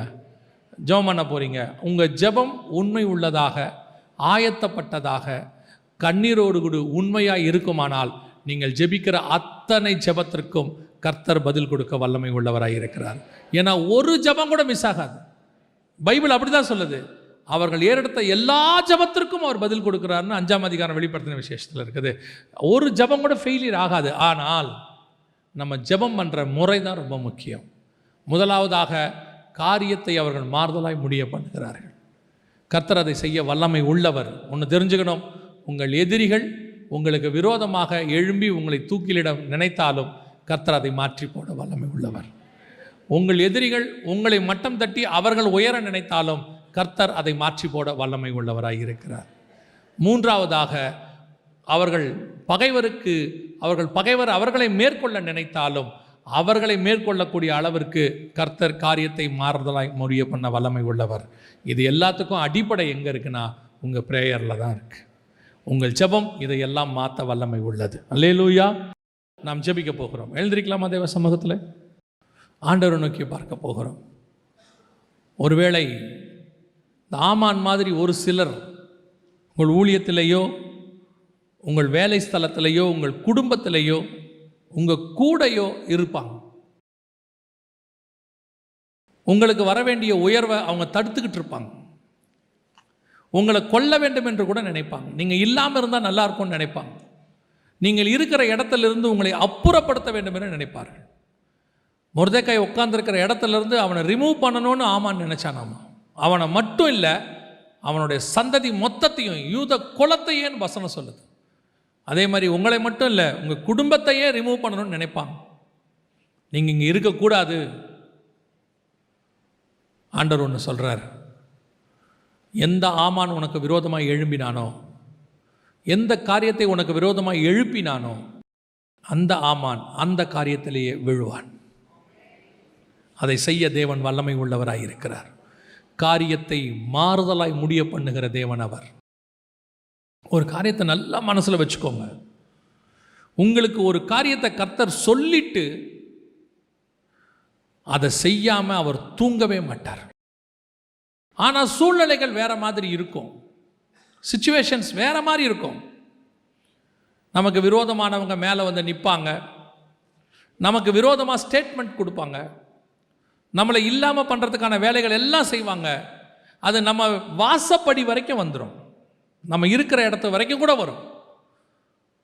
ஒன்று மட்டும் நீங்கள் நினச்சிக்கணும், வெள்ளம் எவ்வளவு பெருகி வந்தாலும் என் பேழை அந்த வெள்ளத்தில் மூழ்காது. என் பேழை அந்த வெள்ளத்துக்கு மேலே தான் மிதக்குமே ஒழிய ஒரு நாளும் வெள்ளம் பேழையை மேற்கொள்ளாது. மேலிருந்தும் தண்ணி, கீழே இருந்தும் தண்ணி, எல்லா பக்கமும் தண்ணி. அவ்வளோதான், பேழை முடிஞ்சிச்சு, எல்லாம் முடிஞ்சிச்சுன்னு நினச்சிருப்பாங்க. ஆனால் நடந்தது என்ன தெரியுமா? அந்த பேழைக்கு நடுவிலிருந்து, அந்த தண்ணிக்கு நடுவிலிருந்து பேழை புறப்பட்டு மேலே வந்து நின்றது. தண்ணி உயர உயர உயர பேழையும் உயர்ந்து கொண்டே தான் போச்சு. உன் பிரச்சனை எவ்வளவு உயர்ந்தாலும் அதற்கு மேலாக உன்னை உயர்த்தி ஆசீர்வதிக்கிற தேவன் ஒருவர் இருக்கிறார். அவர் உன்னை உயர்த்தி கொண்டே தான் இருப்பார். சிகரங்களுக்கு மேலாக தண்ணி வந்தாலும் கர்த்தர் அதற்கு மேலாக உன்னை கொண்டு போய் நிறுத்துவார். அவர் சர்வ வல்லமை உள்ள தேவன். அவர் சர்வ வல்லமை உள்ள தேவன். அவர் நமக்கு தேவன். நாம் பார்க்கறதுக்கு சின்னவங்க தான். அவர் ஸ்தாபித்த சூரியனையும் சந்திரனையும் நட்சத்திரங்களையும் பார்க்கும் பொழுது அவர் நம்மை நினைப்பதற்கும் நம்மை விசாரிப்பதற்கும் நாம் எம்மாத்திரம், ஆனாலும் நம்மேல் கண் வைத்து அவர் ஆலோசனை சொல்லுகிறாராம். நம்ம கண்ணுக்கு எறும்பு சின்னது, அவர் கண்ணுக்கு நம்மளே சின்னது. பூமியின் தூளு மாதிரி இருக்கிறோமா? ஆனால் ஒன்று தெரியுமா? அந்த தேவன் நம்மேல் கண் வைத்து ஆலோசனை சொல்லுகிறார். நம்மேல் கண்ணோக்கமாக இருக்கிறார். அவர் சொல்றாரு, உன்னை தொடுகிறவன் என் கண்ணின் கருவழியை தொடுகிறார். கர்த்தர் உன்னை தாழ விடவே மாட்டார். காரியத்தை மாறுதலாய் முடிய பண்ணுவார். ஒரு சிலர் நீங்கள் நினச்சிட்டு வந்திருக்கிறீங்க, எல்லாம் முடிஞ்சிருச்சு, அடைக்கப்பட்டாச்சு, எவ்ரிதிங் இஸ் ஓவர், இதுக்கு மேலே எதுவும் செய்யறதுக்கு ஒன்றும் இல்லை. நீ உன் அறிவுக்கு எட்டாததும் நீ அறியாததுமான ஒரு வழியிலே அவர் நடத்த வல்லமை உள்ளவர். உனக்கு தெரியாத ஒரு வழியை அவர் காட்டுவார். எனக்கு ஆண்டவர் சொல்லி கொடுத்தது ஒன்று தான், there is no end in the God's hand. கர்த்தருடைய கரத்தில் எண்டுன்னு ஒன்று கிடையாது. கடைசியாக ஒரு வழி கர்த்தர் உனக்கு வச்சிருப்பார். அது உனக்கு தெரியாமல் இருக்கும், அவ்வளோதான். வரும்போது அந்த வழியை கர்த்தர் உங்களுக்கு காட்டி உங்களை பாதுகாக்க வல்லமை உள்ளவர். நீங்கள் செய்ய வேண்டியது ஒன்றே ஒன்று தான், எந்த ஆமானும் என்னை மேற்கொள்ள மாட்டான், என் பகைவர் என்னை மேற்கொள்ள மாட்டார்கள். அவர்களை மேற்கொள்ளுகிற அதிகாரத்தை தான் கர்த்தர் எனக்கு தந்திருக்கிறாரே ஒழிய என்னை மேற்கொள்ளுகிற அதிகாரத்தை யாருக்கும் தெரியவில்லை. அது மட்டும் மனசில் நல்லா வச்சுக்கணும். கர்த்தர் என் பட்சத்தில் இருக்கிறார், மனுஷன் எனக்கு என்ன செய்வான்? நாசியில் சுவாசமுள்ள மனுஷனை நம்புவதை பார்க்கிலும் தேவன் பேரில் பற்றுதலாய் இருப்பது நலம். உனக்கு ஆண்டவர் ராஜவஸ்திரம் தரிப்பார். உன்னை அநேகருக்கு முன்பாக உயர்த்துவார். ஒருவேளை இன்னைக்கு நீங்கள் புழுதியில் உட்கார்ந்துருக்கலாம், இன்னைக்கு நீங்கள் கூக்குரல் இட்டுக்கிட்டு இருக்கலாம், இன்னைக்கு நீங்கள் மனுஷர் கண்களுக்கு முன்பாக பைத்தியத்தை போல காணப்படலாம். உன் வீட்டில் உன்னை பார்த்து எதுக்கும் உதவலைன்னு சொல்லி இருக்கலாம். இயேசு இயேசுன்னு போயிட்டு இன்னைக்கு ஒன்றுமில்லாமல் உட்கார்ந்துருக்கியேன்னு சொல்லலாம். ஆனால் ஆண்டவர் சொல்றார், ஒரு நாள் வரும், உன்னை ராஜ வஸ்திரம் தரித்து அவர்கள் கண்களுக்கு முன்பாக உன் பெருமையை நான் சொல்லுவேன், உன்னை அழைத்ததை நான் ஒப்பு கொடுப்பேன், உன் பேரை நான் பெருமைப்படுத்துவேன், நீ என்னுடையவன் என்பதை நிரூபித்து காட்டுவேன், நீ என்னுடையவன் என்பதை நிரூபித்து காட்டுவேன். God will honor you. எல்லார் கண்களுக்கு முன்பாக கர்த்தர் உங்களை உயர்த்துவார். நீங்க மாத்திரம் அவிசுவாசமாக இருந்துடாதீங்க. நாம் ஜெபிக்க போகிறோம். என் காரியம் மாறுதலாய் முடியும் என்று நான் விசுவாசிக்கிறேன். நீங்க ஸ்தோத்திரம் பண்ணிட்டீங்கன்னா கர்த்தர் கண்டிப்பா செஞ்சிருவார். எந்த காரியத்துக்காக ஜெபம் பண்றீங்களோ அந்த காரியத்துக்காக ஸ்தோத்திரம் பண்ணுங்க. கர்த்தர் செய்ய வல்லமை உள்ளவர். கர்த்தர் செய்ய போகிறார். கர்த்தர் செய்து விட்டார். வருகிற நாட்களில் நாம் அதை பார்க்க போகிறோம். கர்த்தர் செய்த பெரிய காரியத்தை வெளியரங்கமாய் கர்த்தர் செய்ததை நாம் வெளியரங்கமாய் பார்க்க போகிறோம். அந்தரங்கத்தில் செய்ததை வெளியரங்கமாய் பார்க்க போகிறோம். Thank you Jesus. நன்றி ஆவியானவரே. கோடான கோடி ஸ்தோத்திரம், கோடான கோடி ஸ்தோத்திரம். உடைய மகிமையுள்ள கரத்தில் எங்களை தாழ்த்துகிறோம் ஆண்டவரே. வருகிற நாட்களிலே இன்று சொன்ன இந்த வார்த்தையை நீ நிறைவேற்றி அதன் மூலமாய் செய்ததை நாங்கள் சாட்சியாய் கேட்க போற தயவுக்காய் ஸ்தோத்திரம். நாங்கள் சாட்சியாய் கேட்க போற தயவுக்காய் நன்றி. கர்த்தர் நீர் செய்ய போற பெரிய மகா பெரிய காரியங்களுக்காய் ஸ்தோத்திரம். ஆசீர்வதியும், வழி நடத்தும், நீர் மாத்திரம் மகிமைப்படுங்க. எங்கள் ஆண்டவர் இயேசுவின் நாமத்தில் பிதாவே.